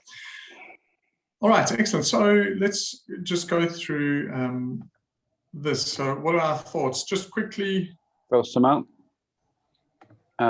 We touched food and beverage industry, but specifically looking at coffee and then Starbucks. So we said that their standardized offer and products is what makes it very internationalizable and a strong brand awareness. We looked at retail, H&M. We looked at their strong supply chains, distribution channels, and brand, making very strong to internationalizable. And then we looked at the FMGC household products. So we looked at scale and volume, product mix, and localization. Perfect, cool. Next group. So I think there might have been some cybersecurity breaches there because we almost came up with the same. Oh. Cool. Okay. So outside of H&M and Starbucks, the only additional one that we came up with was actually video games and movie industry as well. Okay. And how that sort of expanded in the internationalization in that space there. We add on the electronic device like iPhones, Samsungs. They're Yeah. also very easy for international business. Yeah. Yeah. All right, cool. So let's just have some thoughts about that. You know, there are some interesting examples, and I think there's some features of some other industries which also make them highly tradable. So in general, you've got high knowledge intensive areas. So oddly, FMCG actually consumes a lot of R&D. We don't think of it like that, but I would suggest that FMCG fits quite well here. You know, 1,000 different types of cereal and teeth whiteners and what have you. But heavily traded sectors are things like semiconductors, medical devices. So very high knowledge intensive. That in those industries do really well, as well as automotive. When you've got high internal know-how versus market tradable know-how. So the more internalized your know-how, the more you tend to trade because you have a competitive advantage that you bring across. So as we said, electronics, things like Apple, I would suggest very high internal know-how, you know, it leads to high levels of IP, and it gets traded because if you outsource that, you can lose that. High brand equity, agree, Starbucks, McDonald's, whilst the food production occurs locally, the idea that the brand moves across and is tradable, agree. And then you've got high local customization, standardized inputs. So chemicals tend to be heavily traded, and machinery. I think that the movie example is pretty interesting. So, you know, you've got these kind of two big areas, Hollywood, or three really, Bollywood and Nollywood, would you believe it? And I think movies, though, require quite high levels of adaptation. So, you know, the movie industry is a complex one. I suppose just the sheer production value of what about, we are not talking about the movie itself, we are talking about platforms like Netflix. Yeah, so I mean, even Netflix. So yeah, I mean, like those IT solutions, platform solutions are huge, and I think you can see the challenge Netflix faces where it's blocked from certain markets. You know, you can't get Netflix everywhere because of this cultural sensitivity.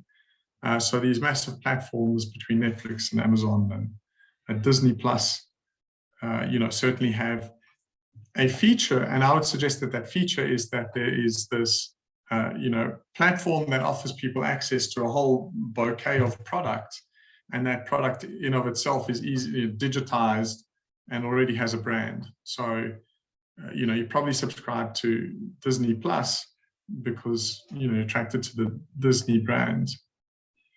Cool. So, I mean, this is what it just in general gets heavily traded.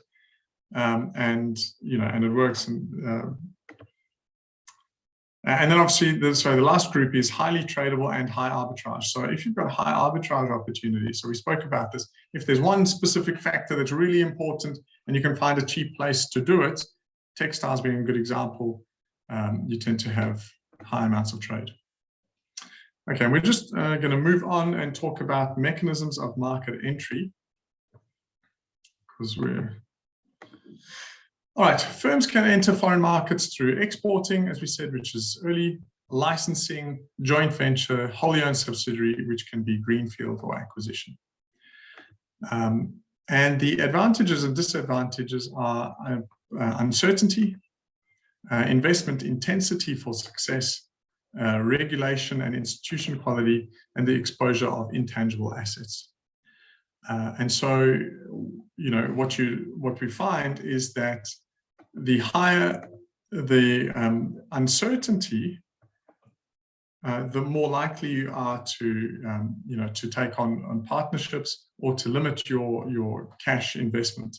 So the investment intensity, if you have high uncertainty and high required investment intensity, this tends to be JV type of arrangements, because you go, I don't want to put all my money there and have the risk that somebody, it gets nationalized or taken away from me. Those are very big issues. Exposure of intangible assets tends to lead to higher levels of control. So this leads to greenfields or acquisitions, because you go, well, I don't want to have a patent problem, and I've licensed out this core technology of mine, and then I have a difficulty of that. So this idea of market uncertainty or regulation uncertainty is actually really, really important. And that's all wrapped up in this concept of institutional quality. When you're talking about developed market to developed market, if an Australian firm wants to set up a plant, in Singapore, you really don't have any uncertainty. So then you're not concerned by any factors. I may lose my investment. You're really interested in what's my return going to look like, and do I need local help? Do I want to share the risk? So these factors are really about when you're moving to very different levels of uncertainty and regulation.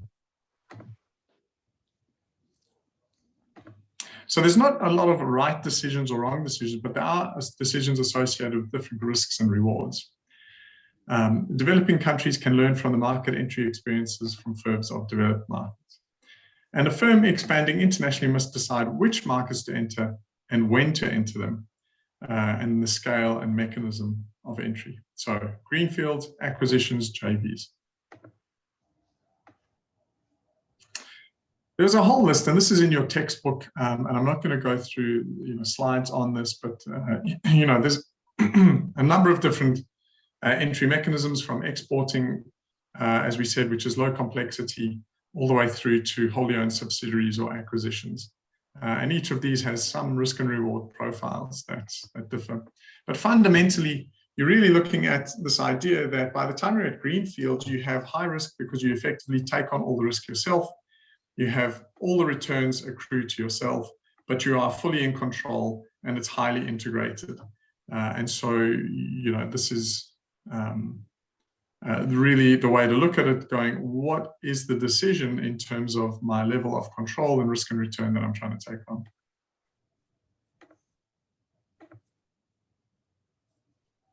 Obviously, the entry mechanism also depends on your core competencies. If you've done this before, and in fact, the evidence shows that the more times you've entered countries, the more likely you are to go for a greenfields, because you've learned, how do we establish ourselves in a new country? And those core competencies are both technological and management know-how. So management know-how is our ability to run an international operation, and technological know-how is what are the tangible or intangible assets or resources that we are exposing to risk in the country.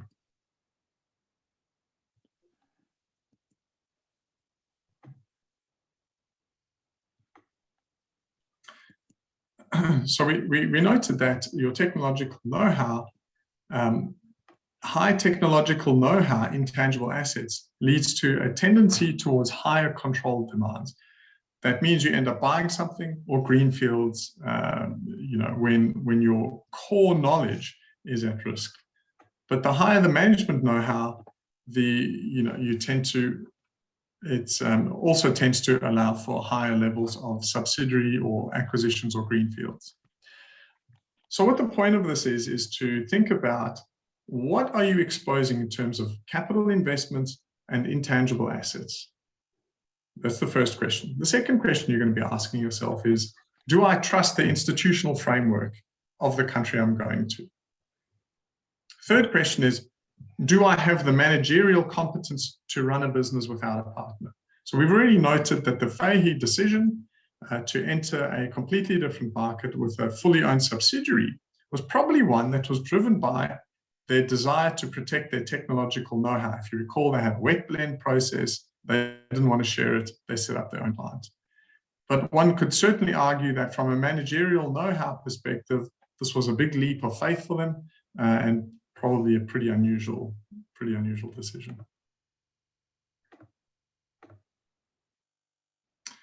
All right, so we've just got 1 or 2 minutes because we're gonna take that break. Okay, so evidence on mode of entry. So it's well documented that market knowledge makes a lot of difference. So the more of this you've done, the more of it, the more likely you are to do a greenfield.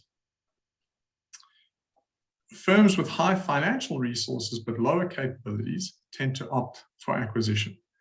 And whilst I would have invited some comments given the time, if you'll excuse me, I'll just let's just talk about what happens here. So when you have a lot of financial resources, but you don't have a particular IP that you're looking to defend, an acquisition seems to be a way of purchasing in all those competencies.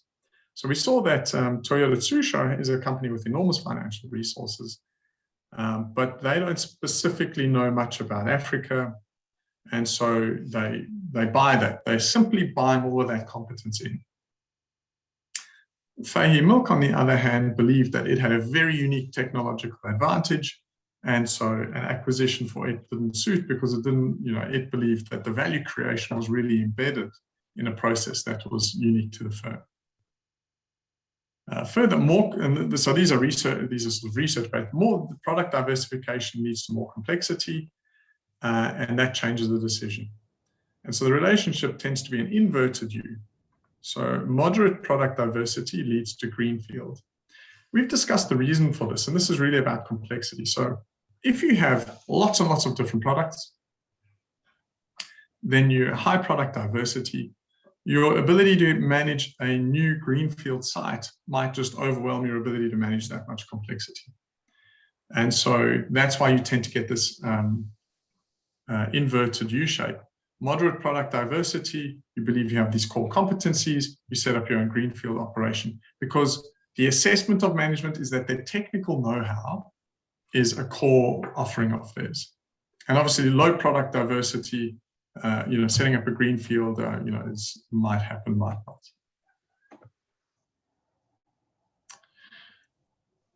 So interestingly, the more different you are to the target market, the more often firms set up greenfield because they don't feel they have the managerial ability to manage JVs or acquisitions. So, this kind of fits in with what we saw with Faye, where they go, maybe we're so different, we're going to set up a plant and run it entirely our own way. As I said, acquisition success is related to your experience, has an inverted U shape. And this is just a pure learning piece. Dissimilar experience can sometimes be used badly. We've acquired this, we think it's the same, acquire something new, it's not the same, and you get poor performance.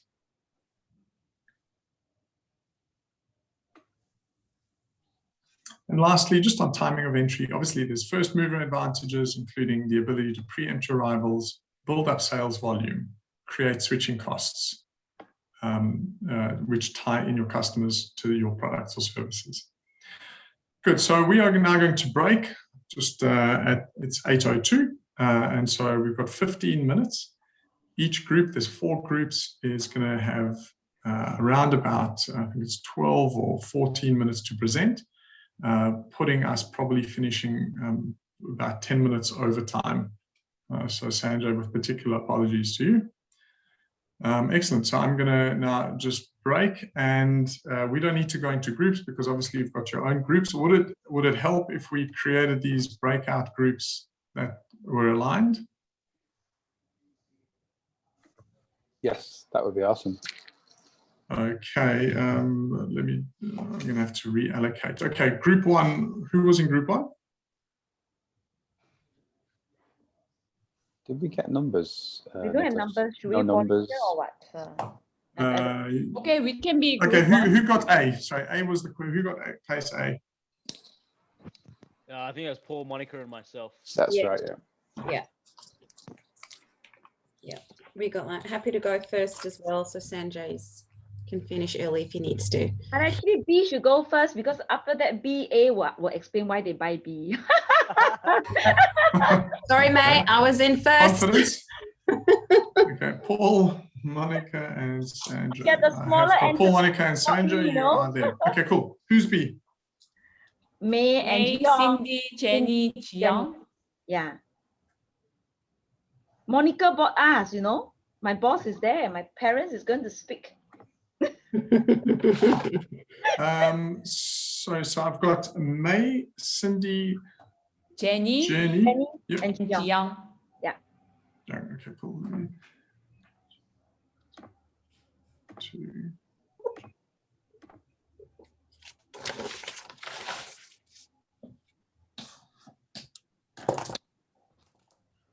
I don't know if this is wasting everyone's time with me.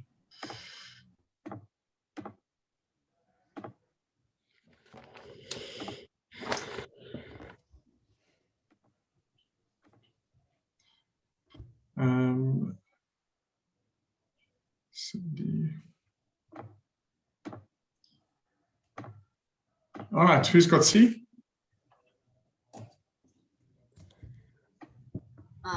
B, Leon, Vicky, and Joyce. Peggy, Joyce, Vicky, and Leon. Cool. I think this is right. Any comments, just message me. I think I've got it. Sorry, why do we still need the breakout room? Sorry? Why we're still going into the breakout room?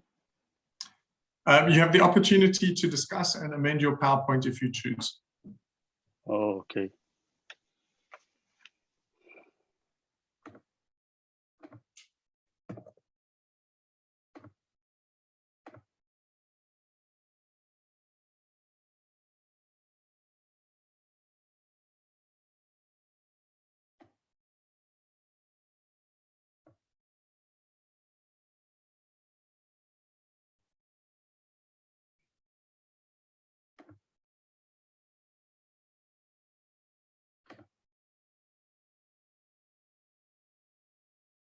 To recording and all right.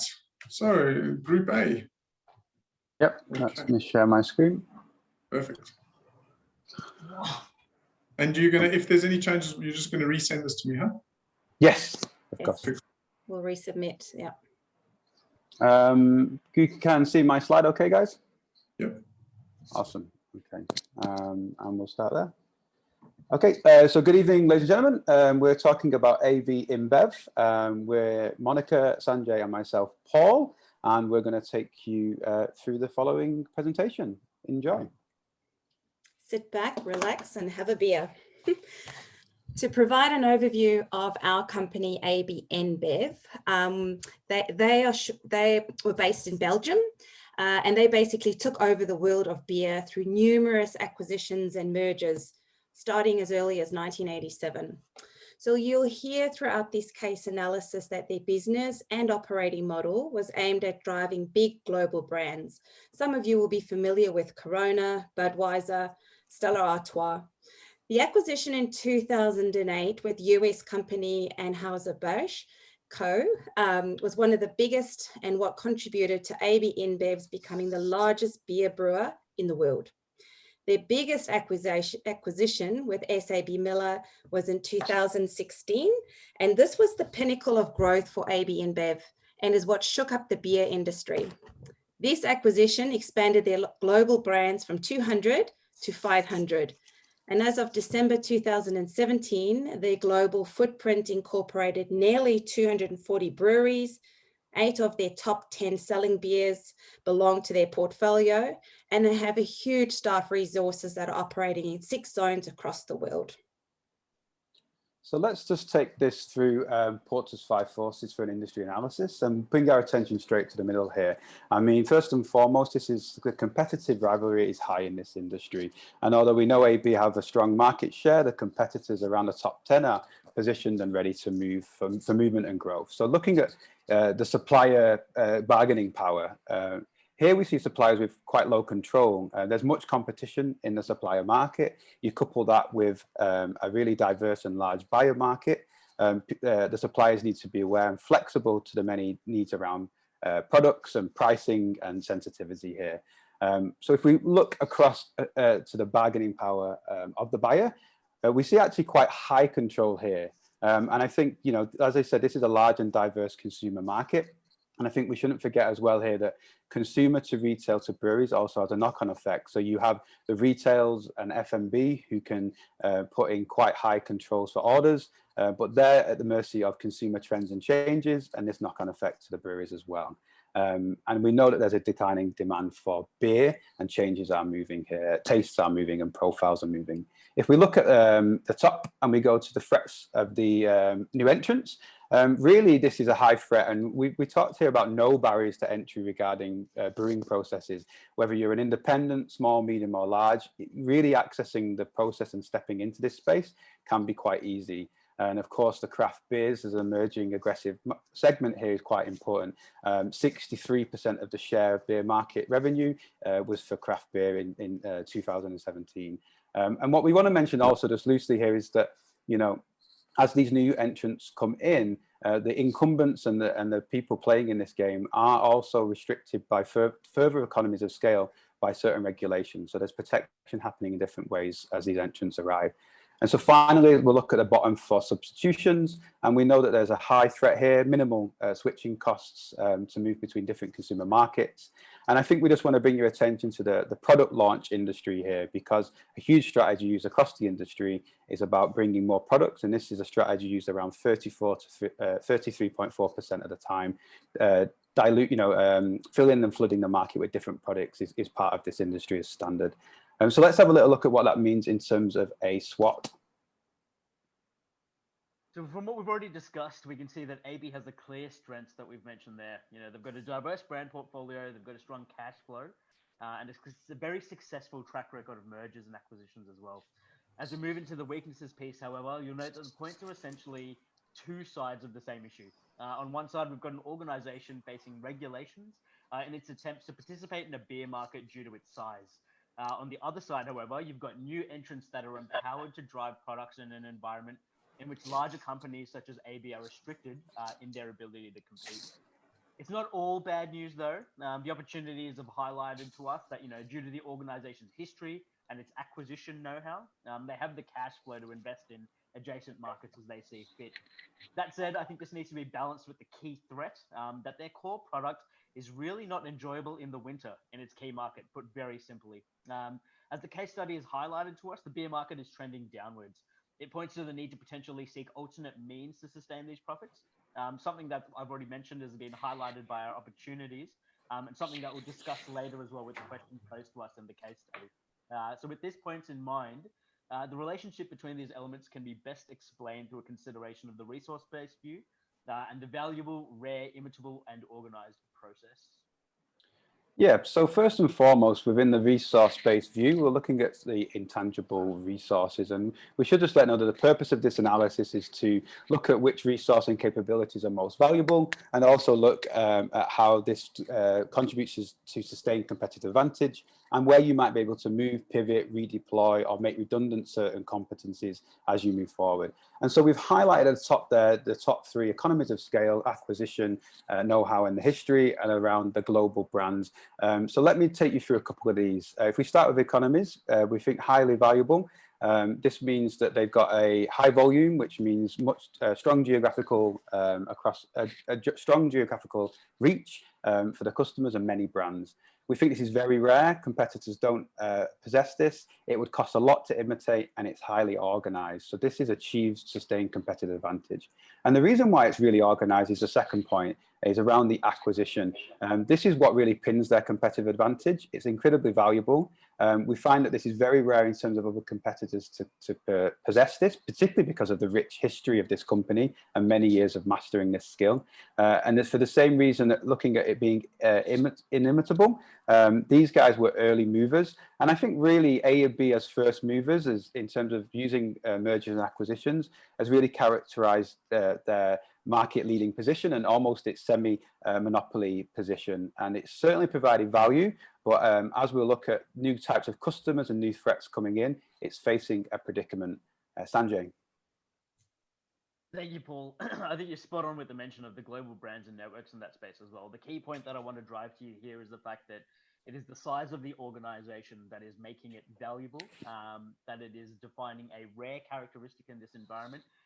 It is unimitable or inimitable, and that it is very organized in this space as well. And Paul mentioned the first mover advantage that AB had in this space, and that pretty much ticks all the boxes to define this intangible resource as a Vrio sort of concept here as well. I'd like to move to the talent piece though, and as we talk about the talent piece, I want to point you towards the note that talent is a key tenet of the AB strategy in the case study, and yet the declining profits in this beer market highlights that it has quite a tenuous grasp on the market.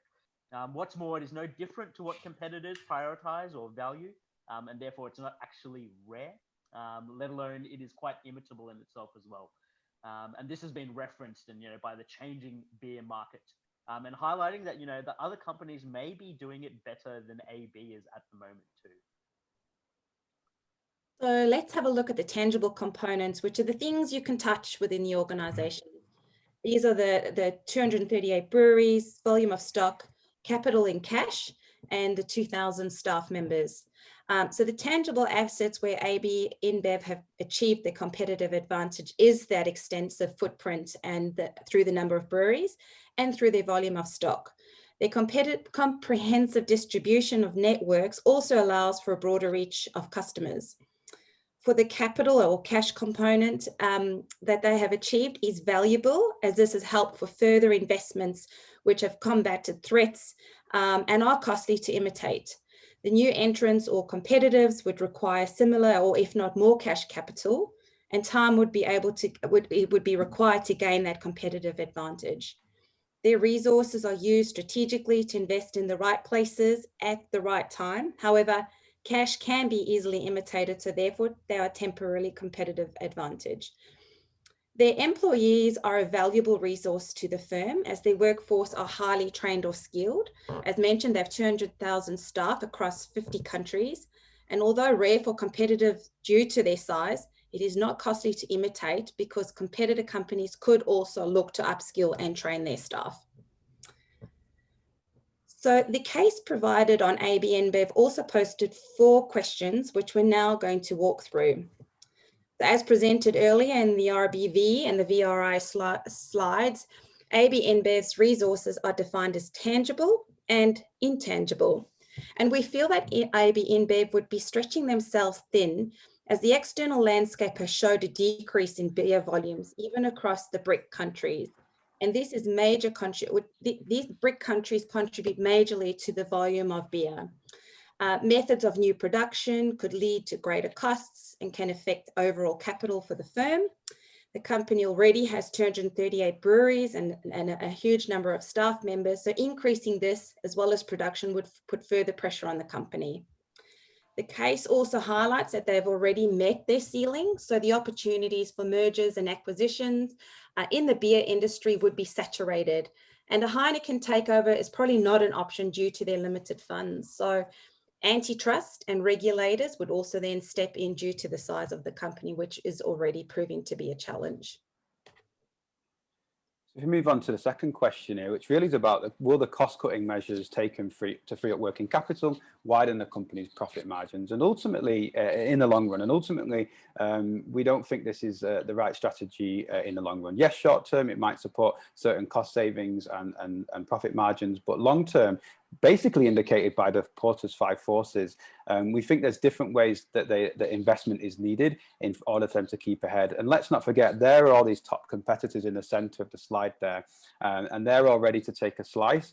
And we know that if for any reason they want to move forward and continue acquiring, they will need to divest, and these companies are ready to and primed to take that. There's new entrants, there's substitution. And so for us, we think really brand awareness is vital right now within local markets, investment in deeper local market penetration as opposed to a broad reach. We know that SAB Miller provided them with a lot of resource and know-how in understanding local markets, and we think they should play this more to their advantage because we're concerned cost cutting is risky for quality, challenges supplier relationships, and maybe have a knock-on effect negatively to staff productivity. So to answer this question, it's just to keep in mind that if your primary source of revenue is declining, AB needs to remain adaptable to the changing market forces there.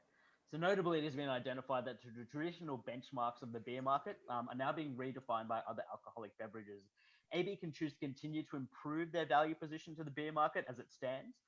However, due to diminishing rate of returns, and they risk significant and disproportionate costs to very marginal increases in value. As per the graph that you can see there, the investment in the non-alcoholic segment, however, specifically carbonated drinks, has demonstrated an improvement over the same period that the beer market has actually diminished. And so, as previously discussed by our Vrio analysis, with specific attention on utilizing the intangibles of AB, specifically its economies of scale, to boost its tangibles and support its tangibles such as cash flow, AB should seek to invest in this particular area. So as an extension to this question, the next question actually answers the fact that yes, we're trying to utilize the size of the organization to its benefit in risk minimization and to diversify into distant product areas as well. As highlighted in the case study, spirits actually reached 15% of market volume in 2017, whereas beer was sitting at around about 75%. Spirits may surpass alcoholic beverages and other alcoholic beverages, but investing in this also draws similarities to the diminishing returns that we've talked about previously as well. And so as highlighted in the presentation so far, AB has sufficiently ability to redeploy capabilities in adjacent markets. We touched on the benefits of investing in the non-alcohol segment in answering the previous question, but the additional question is if further mergers and acquisitions will be a benefit here, and whether they have the capacity to resource these endeavors with their increasing debt. By extension, we also query whether they're placed to overcome the increasing amount of regulations from nations such as the US and the BRICS countries that Monica has mentioned as well. As such, the recommendation we make here is to ensure that they invest in local marketing, and specifically, as quoted in the case study, to lean on the SAB Miller competency in the local market to deepen insights and execute campaigns to support organic growth. Thank you very much for listening. We look forward to the questions. Very good. So obviously, I won't be asking any questions, so it's up for anybody in the class if there's questions for you to ask. Can I go first, Nicholas? Yeah, sure. Okay, so thanks. So I'm sorry, we're just going to limit this to probably about 1.5 minutes, just so okay, quick one. So can I ask, how do you see AB strategy changing over time to stay relevant and competitive?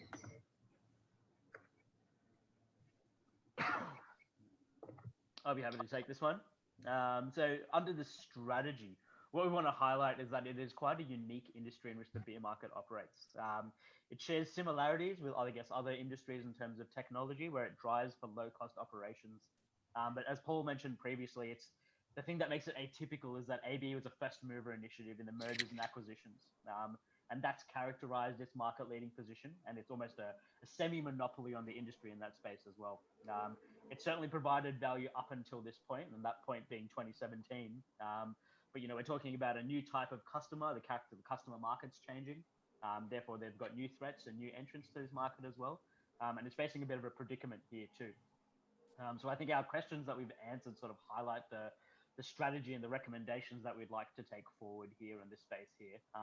Unless Paul, there's anything additional that you wanted to add in that space?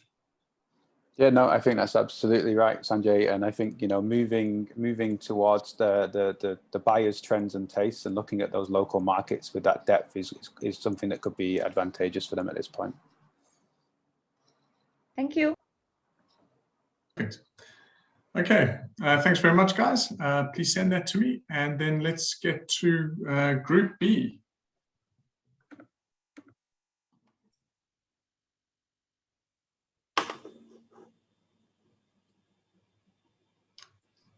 Grupo Modelo. Okay. So our group members are Jenny, Cindy, May, and myself. And our group, our team is going to share analysis of the case for Grupo Modelo, known for a large brewery in Mexico, and its famous beer is Corona.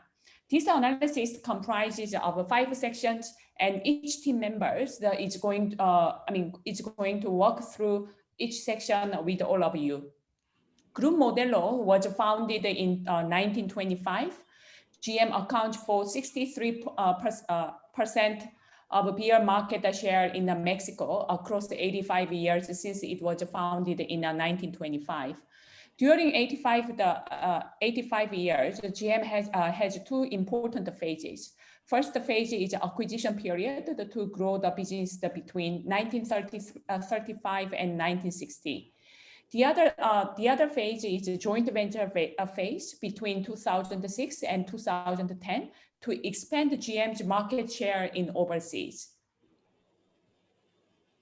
So on the left side, you will see a quick GM showing very strong financials above industrial average for both the net profit as well as the 23% and return of assets over 15. It is the #1 local beer in Mexico with over 63% share and the #1 imported beer into the US, ranking 7 worldwide based on the sales volume in 2009. So if you move to the top right pie chart, as what first group have shared, beer is only 11% of the total beverages consumed, and the soft drink and tea have actually over 30% market share. So what this means is, well, let's look at the Porter's 5 forces to identify the key forces. Okay, so we identified 3 factors with high impact to GM competitiveness in this industry. So competitive rivalry is very high since there are so many brands in the market. So GM will need to differentiate its product for various age group and also taste preferences. Secondly, as shared earlier, with the many beverage substitute, GM can further enhance or improve the quality and options such as hot beer, non-alcohol beer, or even doing a market research to gain a future customer preferences. Lastly, as beer consumers ourselves, right, we tend to switch brand easily. So that kind of switching cost is really low. As such, you need innovative marketing strategy to build loyalty and also to ensure economies of scale to protect your price and your buyer. So adapting the Porter's value chain framework identified GM competitive advantage on its business activities in 4 highlighted beer icons, as you can see. These are the intellectual capital, your operation, logistics, inbound, outbound operations, and solid sales and marketing in order to maintain your GM competitive edge over its rivals. Next, we will be looking at the challenges GM faces while they plan for their world-conquering strategies. Besides several litigation, they are involved in that hinders their plan to expand market share through distribution channels. They're also plagued by home issues like raising tax by the government, adverse weather condition, and increasing labor costs. GM lost irreplaceable production capacity during the strike in their main manufacturing brewery. With the peso appreciation, GM is facing disadvantage in pricing against competitors outside Mexico. Adding to their woes are the stagnant market in Europe and the US, making up to 75% of the global beer demand, and intense rivalry in all matured beer markets.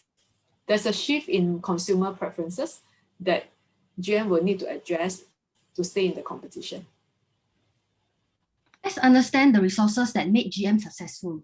GM owns tangible assets with 7 manufacturing plants and more than 40 convenience stores in Mexico, and they have strong financial capital cash flow and portfolio of products. For intangible assets, GM has established global presence in the US, Europe, and Asia market, strong marketing campaigns to strengthen their 85-year-old branding, coupled with customer loyalty, domain knowledge, skill sets, and business models. Now we look at the sustained competitive advantages for GM with Vrio analysis. Number 1, business models. GM has a very strong integrated model that covers all stages of beer production, from growing malt and hops to brewing and distribution of the beer, commercial service model, short for MAC, and the Ruta model to provide and improve its national distribution network. These models are valuable, complex, costly to imitate, and is embedded in their organization. Brand recognition. With 85 years of history, it is a valuable resource, rare as it takes time to build, hard to imitate customers' unique preferences, and is supported through a strong business model. Product portfolio is a valuable mix, heterogeneous and medium complexity to imitate, and is organized within the value chain. For beer industry, it requires specialized skill sets and product knowledge, which are valuable, hard to find, specific to the industry, and it builds into the organization to capitalize its resources and capabilities. Now, there are problems in Mexico. The increase in taxes and the appreciation of Mexican peso has led to GM's product being less competitive in international markets. While 60% of the revenue are from domestic market, the bad weather conditions impacted the production of crops. So one strategy is to expand GM's product mix to non-alcoholic beverages, where the largest consumer market is in the soft drink sector. Second is to diversify. So GM can leverage on manufacturing plants and convenience stores as the nearby entry opportunity, coupled with its strong financial and business model resources. However, GM will need to learn the knowledge of producing non-alcoholic beverages. Thirdly, the labor disputes had impacted production, and GM needs to strengthen its HR management resources, where long-term relationships needs to be built with the labor union to appease the workforce. Here is the footprint that GM has in the world stage, and they want to increase and extend their presence. As we can see, the colored logo is their existing markets, and the gray logos are the market they plan to penetrate. Their stronger market is in Mexico, that they have established a nationwide distribution network called the Ruta model, as Jenny shared earlier. For the market in US, Europe, and Asia, they engage partnership or joint venture with other beer companies for their export distribution. Furthermore, GM established a distribution center in China, Shanghai, to service 10 other countries in Asia. We will propose that GM continue to strengthen their relationship with their distribution partners to enter the market outside of Mexico. GM's portfolio mix, product positioning, and a market entry decision can be different in accordance with the market situation. For portfolio mix, considering GM's competitive advantage and the market situation, GM continued to sell beer in overseas, but in Mexico, as Jenny mentioned, GM can have a diversification on the product portfolio. For product positioning in Europe and Asia, Corona needs to be positioned as a premium. However, considering the history of the Corona in Mexico and the US market, it continued to be positioned as everyday beer.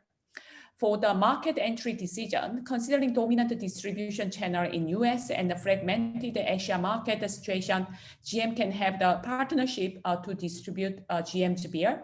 For Europe, with GM's strong marketing competency, GM can solidify its beer positioning and the penetration. So having heard so much, we want to recommend that GM deploy an international strategy, leveraging on its strength from its strong financials, branding, and the business model as shared earlier. Considering the GM efficient operations of the know-how, it can also expand internationally through its partnership, JV, or alliances. So GM can use this to diversify its product mix, as the Jiyoung has shared, supported with new marketing campaigns, also to compete with some players.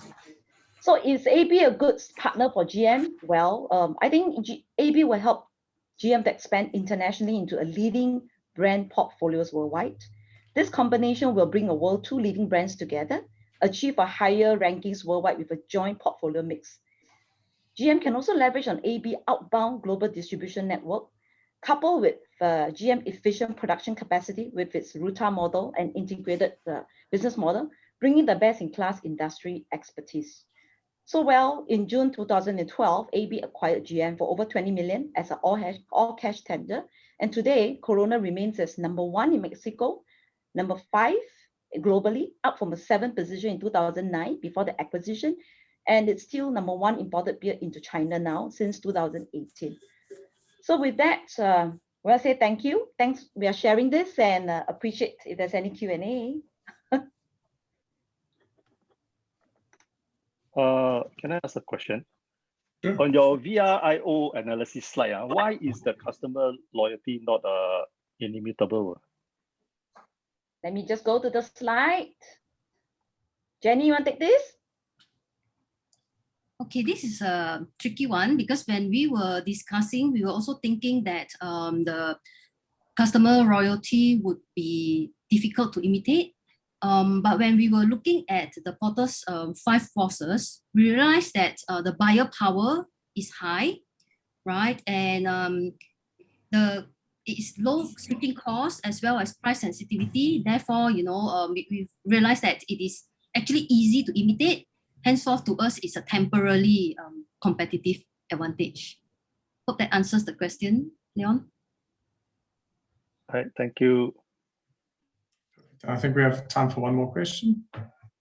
Yeah, just one from me, guys. You mentioned you adopted an international strategy as a part of your recommendation. Is there any reason why you wouldn't approach like a global standardization model? Okay, we just covered this in this lecture, so let me try, okay? Okay. Well, international strategy means taking the product that you produce locally, right, in the domestic market, you sell that international with very minimal customization, right? So if you see these GM fits because they are very strong in their plants controlling costs because they have their own vertical integration costs, and they are able to actually manage their distribution channel well with no risk, right? So because it's a low cost pressure, low cost responsiveness, that's why you can maintain the profits over 8 years. If I were to move to a global standardization, which is going upwards, which is high, meaning that GM will have to pursue a very low cost strategy on the global scale. It might have even to move some production locations to go to the new markets, right?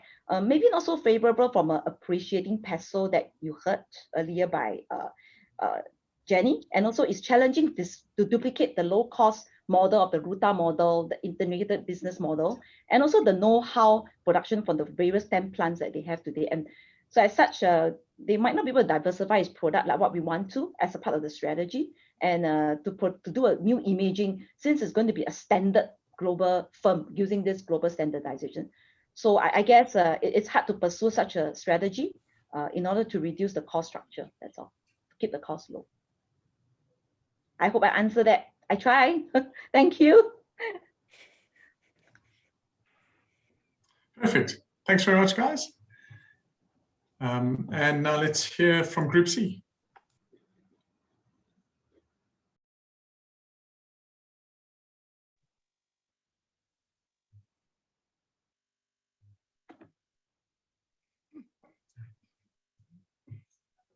Can you see my screen? Yep.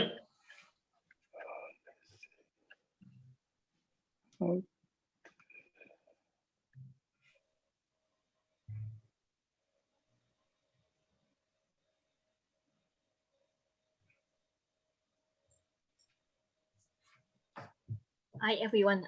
Today we are going to present on the case study of Qingdao Brewery Code and case review by Joyce, Vicky, and Leon.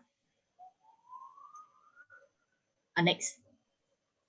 Qingdao was the oldest brewery in China and the second largest brewery in the country.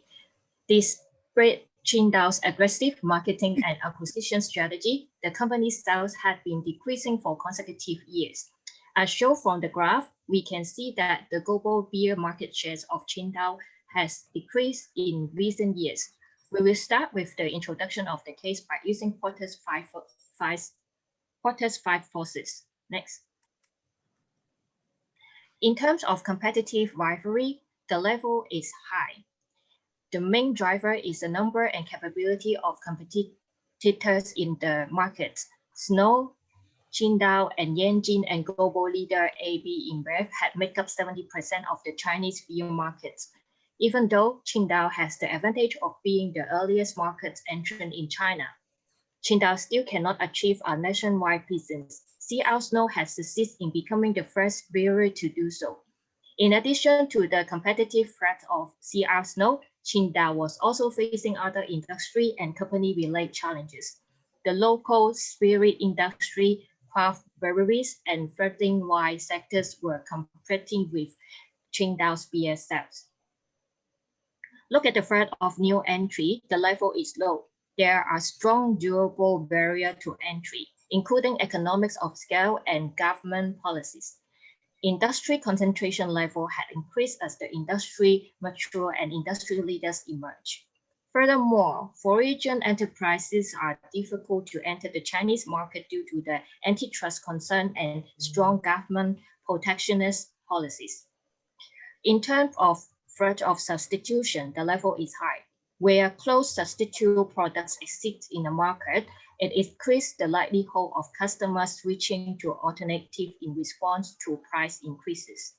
Qingdao specialized in mass consumed Chinese beer, and these beers were domestically brewed, homogeneous, and low priced. Next. In terms of supplier power, the level is low. An assessment of how easy it is for supplier to drive up prices.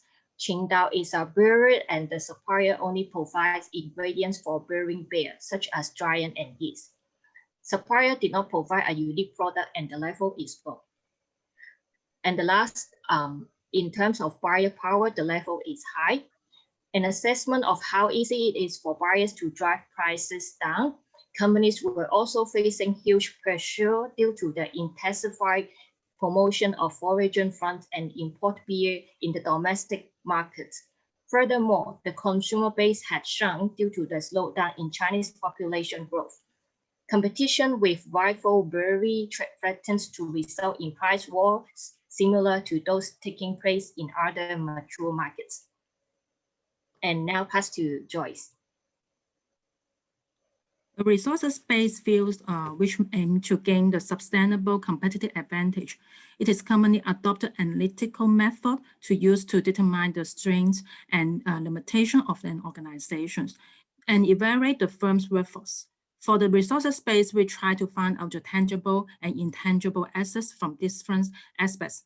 They are financial, human resource, material, and non-material. Apart from having internal resources, the organization also needs elements and quality in their resources in order to prepare the VRIO analysis. After the analysis, it can show the competitive advantage of these organizations. Next.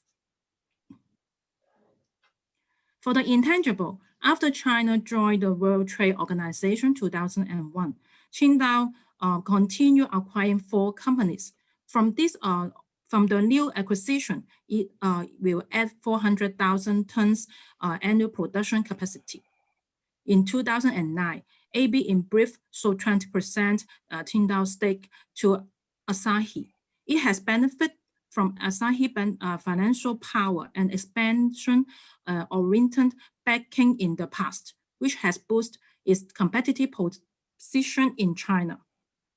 On the other hand, the objective was to maintain the high quality of its beer at the lower cost. Company apply the best practice in its beer manufacturing systems. In 2017, they have 40,000 employees in total and 69 breweries all over China.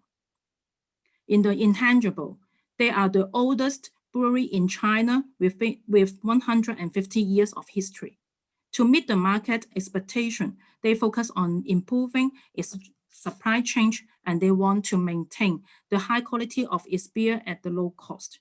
In terms of the overall international market, they show continuous progress with the implementation of the Chinese State's Belt and Road Initiative. At last, they switch in strategy and leadership that happened in mid of 1996. And even though there was a loss announced, Qingdao moved forward with its expansion plan to purchase more brewery in the second half of 1997. This is the tangible and intangible assets of Qingdao.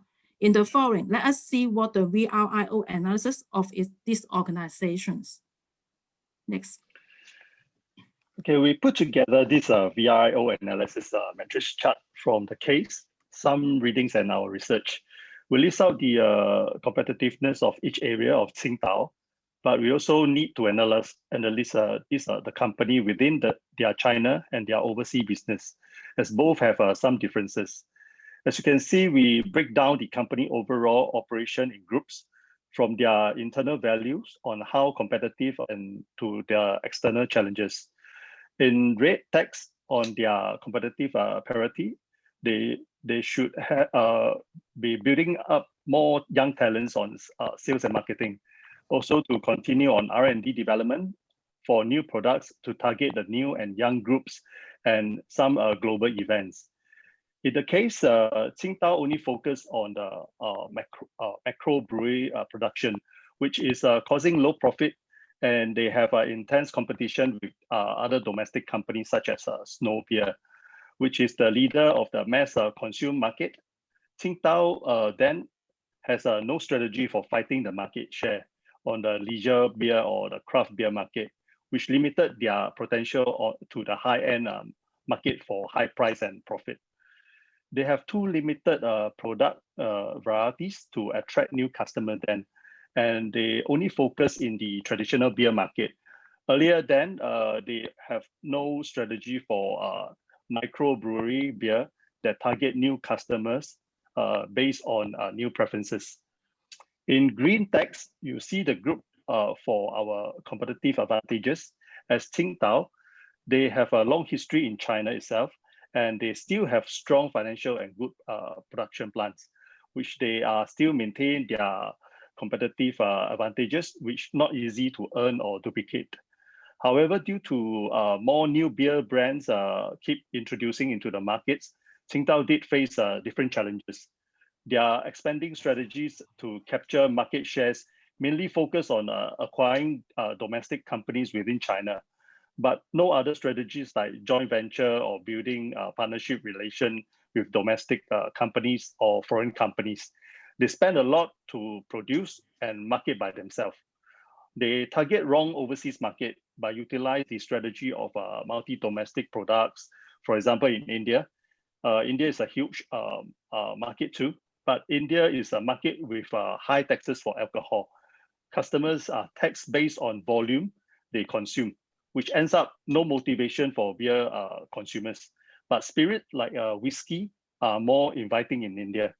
Ends up, Tsingtao has many investment but create no great impact to the overall revenue for their business growth. To answer another questions in the case, Tsingtao should have some strategic alliance partner or joint venture with other brewery to capture the overseas market, as they have a weak distribution network or partners for the global and the international market penetration. I will open up for Q&A here. If you have any questions about Tsingtao, please share. Yeah, I have a question. Could you share the Brio slide, a previous slide from this one? Why production is a competitive advantage when it is not a rare? Any more questions to take? We take I asked a question. Yeah. Leon, did you hear the question from Gio? Yes. Okay. Would you like to take the question?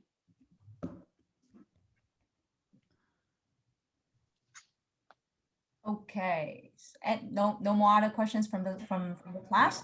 I do have one more, but maybe you'll address Juyong first. So I guess for the production, why it is still a relative competitive advantage for the company, it is because based on Tsingtao's history, he's actually the second largest beer company in China, and the brand is well known, and it has 63 breweries domestically in China. So in terms of the volume itself, based on the research, they are the second largest volume beer in China. So based on this, when we are talking about it is competitive advantages, we are mainly talking about like in the Chinese market. Okay, and then why it is not rare then? It is not rare because Tsingtao is only the second largest beer company in the domestic market. Snow is the largest one, so it is not really that rare. So in that case, I believe that especially they are only focusing on the mass consume beer markets and also the macro brewery. So no matter on the product varieties in terms of production, it is not rare.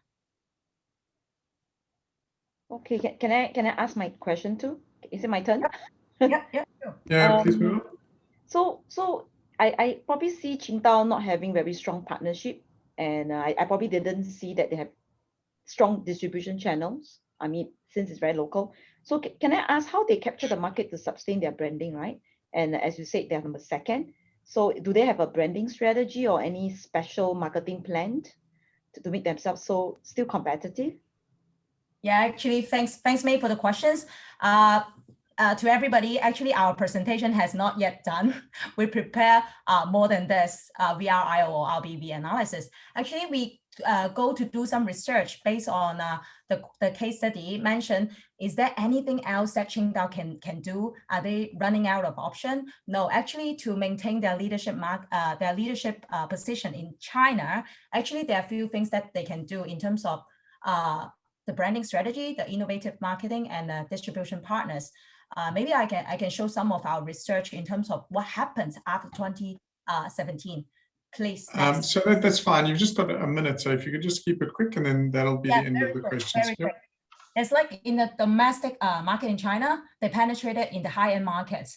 They have market share from the leisure beer and craft beer markets, and they launch a lot of new products such as the premium beer and also the IPA, which is the craft beer. Secondly, the company launched a lot of new flavors, like 20 flavors and 1,500 varieties of specification.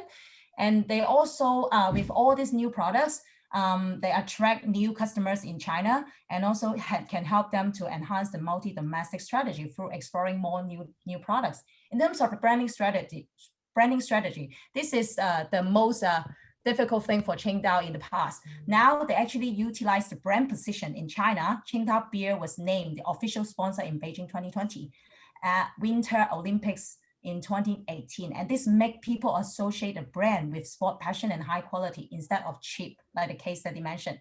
And they also assign Hua Chenyu, which is the most influential Chinese singers in China, to be their spokesperson, which is make the brand associated with young image as well, even though it is a historical brand. So with all this new branding strategy, people associate a brand with new image, like young, sport passion, and high quality, with multiple new product launch as well. So this is a strong new image that can help the company go global and international in the future. They might consider to re-enter the US market as well. In terms of innovative marketing, they're really innovative because they launch customized and fashionable products in China, even for events, sports, and games. And they also build the Qingdao 1903 bar, which is a new way to sell their products to re-energize the brand and create more joyful and fashionable place to drink and have fun. And you can see the museum there. They got their museum utilizing their brand history and use it as an advantage to create brand new experiences for their customer, so then create and attract new customers to have their brands. And they also organize and sponsor beer festival in China and overseas. Lastly, in terms of distribution partnership, they actually signed a strategic cooperation agreement with Alibaba, so that can help them to penetrate into the e-commerce markets with 1.2 million untrained stores across China. So basically, Qingdao is utilizing their strong position in China, and they are focusing to develop themselves further in the domestic markets. And from the figures we researched, since 2017, their performance actually quite well in the domestic market, China. Yeah, that's it. All right, thank you. And let's get Subhashni or William. You guys with us? Yep. Cool. All right. Let me share the screen. On.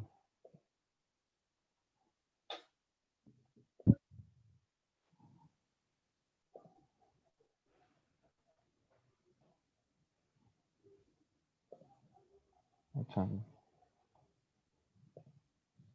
Are you able to show? I can. Just hang on.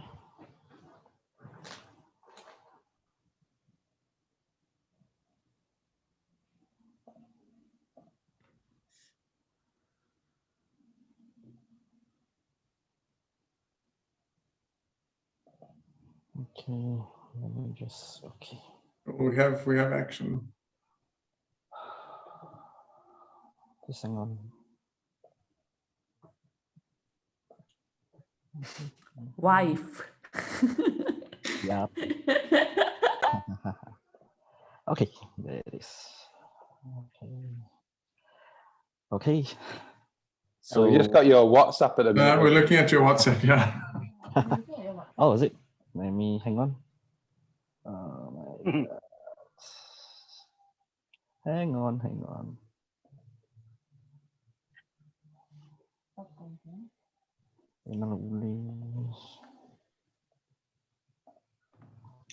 Oh shit. Oh, sorry. Hang on. Can you share the screen? I'm stuck. No, we can still look at WhatsApp. Something is happening to my com.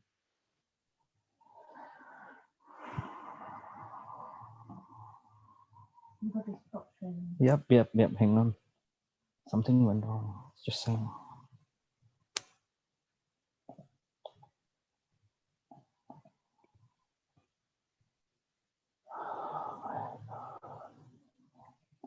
Sorry.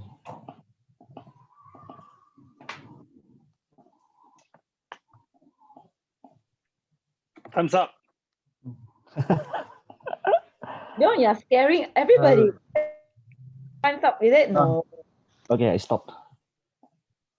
Need to stop sharing, William. Need to stop I sharing. think if we can't find it in a minute, you're going to have to... Okay, hang on. Okay. Just we're having reception issues here. Very bad. Oh, Greg just messaged. Look at Greg message. He said, email it to us and we can share it. Yeah. I'm doing it right now. Yep. So I think...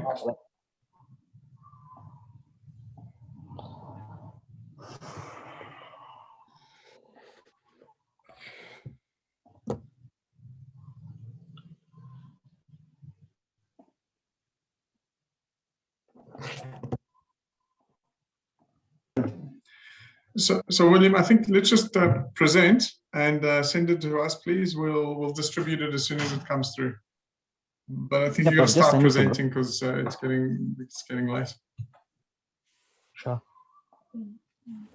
Okay, Sebastian, we can see your screen. Yep. Okay, then.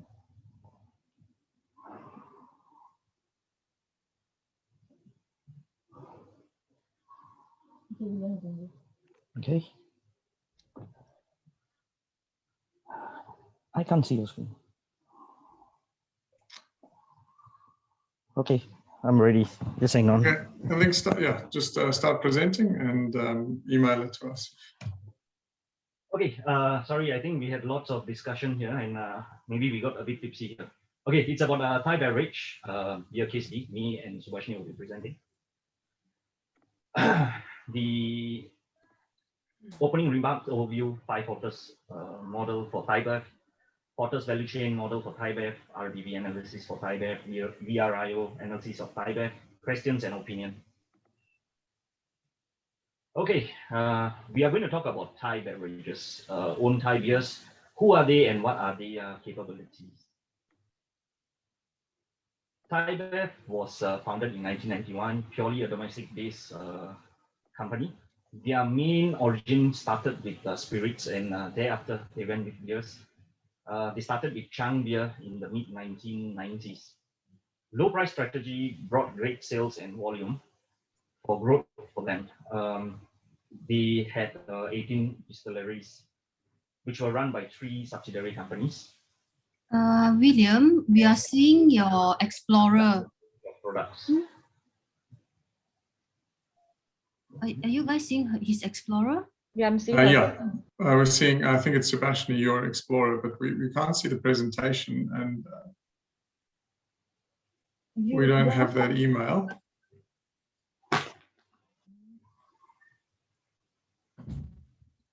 We're just seeing your.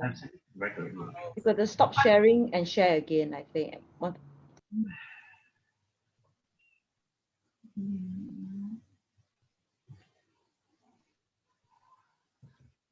Now? Yep, perfect. Yes, we can see it. Now? Yep, perfect. We can see. Okay, moving forward. Okay, so we were talking about Thai Bev's, what they were doing and how they started and what are the range of products they had. Okay. Overview of ThaiBev also, they had used profits from their spirit sales to reduce the retail price of Chang beer. In 2000, Carlsberg and ThaiBev formed a partnership. But in 2005, there was a breach in contract with ThaiBev, and ThaiBev had claimed them for 2.5 billion USD. But ended up a claim of USD 120 million was issued by Carlsberg to ThaiBev. They have a long history of acquiring smaller breweries. Their good geographical segment is basically their native Thailanders who are very supportive of their local beers. In 2011, they were hit quite badly because of the 2011 tsunami. A lot of factories were submerged in the water for weeks, and therefore they suffered quite a bit of, they suffered in billions actually. It was a huge loss for ThaiBev. Okay, the next big player in Thailand, actually,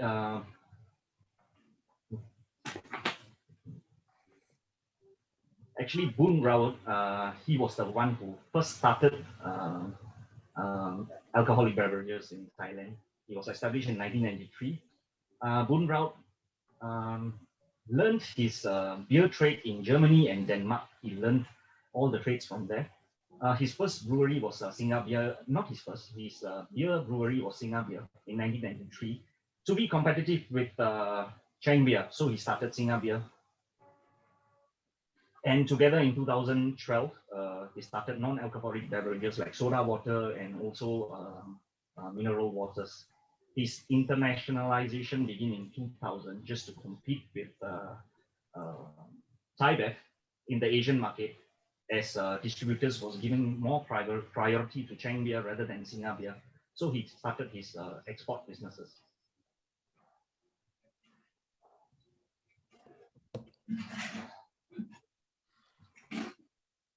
Yeah, so using the 5 quarters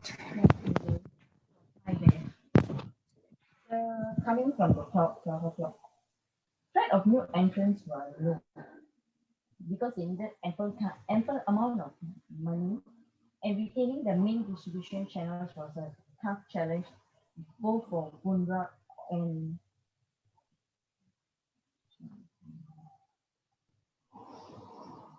ThaiBev. And also the newcomers learned from the pioneers. So although ThaiBev came in later than Boon Rawat, but they also learned that when they minimize the price or go as low as Chang beer, they also can make sales and they also can hit the international market. Buyer bargain power was huge because of the geographical location. Much traveling costs was added to the delivery, and also buying expensive beverage was a choice for the people. So people substituted to using cheaper beer with good quality of drinking. And they also had contests of stickers in their beers to encourage the buyers, so that when you win a prize, maybe you collect 2-3 bottle caps, then you'll be able to get free drinks. Threat of substitution was high. The price factor between two similar type of drinks, like I said previously, the Chang beer and the Singa, although the price was almost the same, but people always chose the most popular and prioritized their drink. Water, tea, sports drinks was another threat of substitution in this beer firm. Supplier bargaining power was low. Their own trade secret, not causing a competitive pressure and not very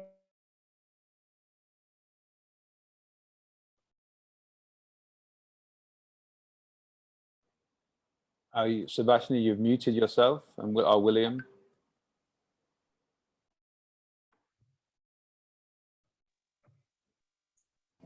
Sebastian, really, we can't hear you. No, I didn't. It's going mad. Okay.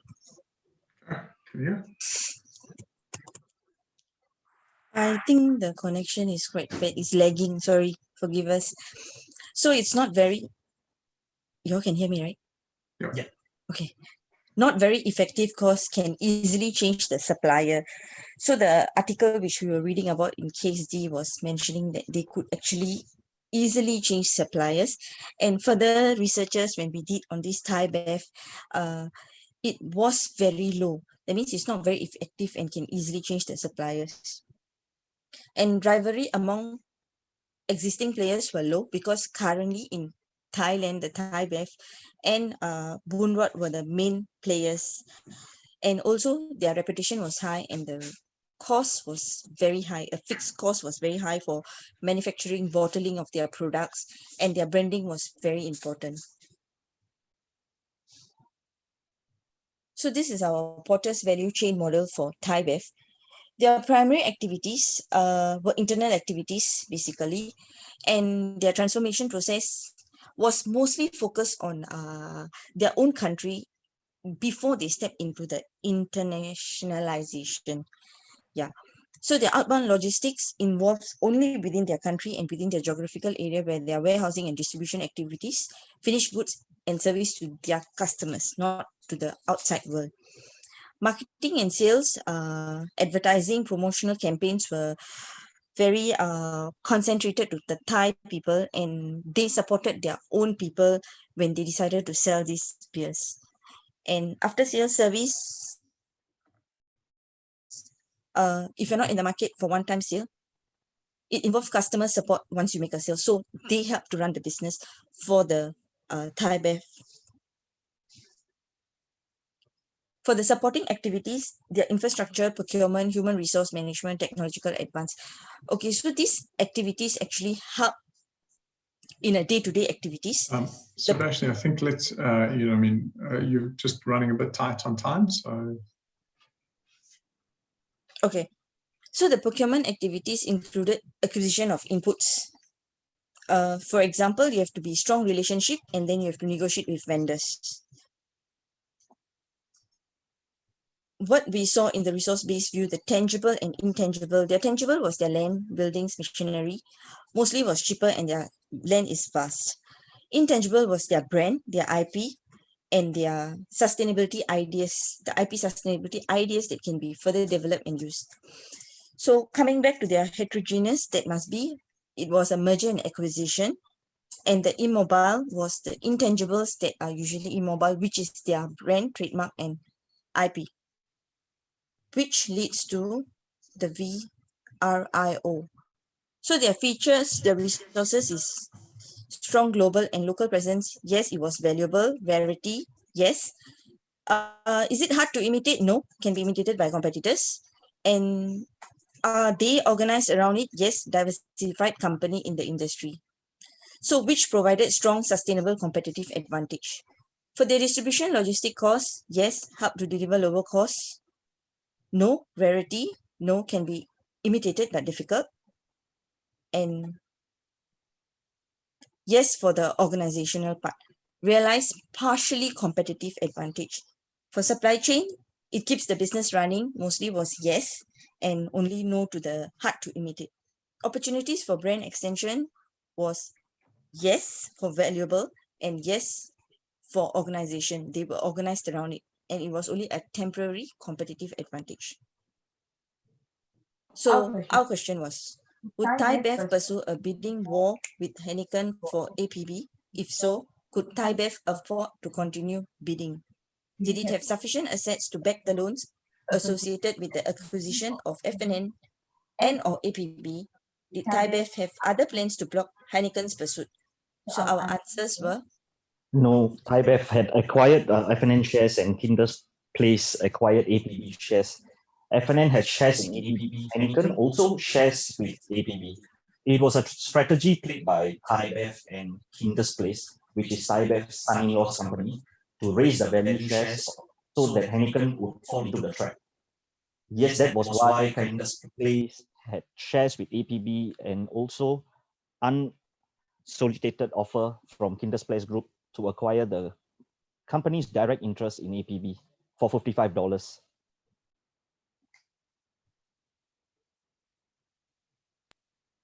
it was a strategy played by Thai Bev and Candace Place to raise the values of shares so that Heineken would fall into the trap. Yes, that was why Kinder's Place had shares with APB and also unsolicited offer. So with this, we end our brief. Oh, very good. Look, I think just because of the time, I think we're going to forego questions, but thank you very much. And guys, thank you all. We'll get the next case study out to you tomorrow so that there's some additional time. Thank you for your time tonight, and apologies for us all running over. No worries. Cool. Thank you. Good Thanks, night. guys. See you later. Yeah, Cheers. sorry for our connection unstable. So No back. problem. Thank you. Bye-bye. No problem, Suba. Thank Sometimes you you. cannot control. Bye. Sorry about that. Night. And thank you.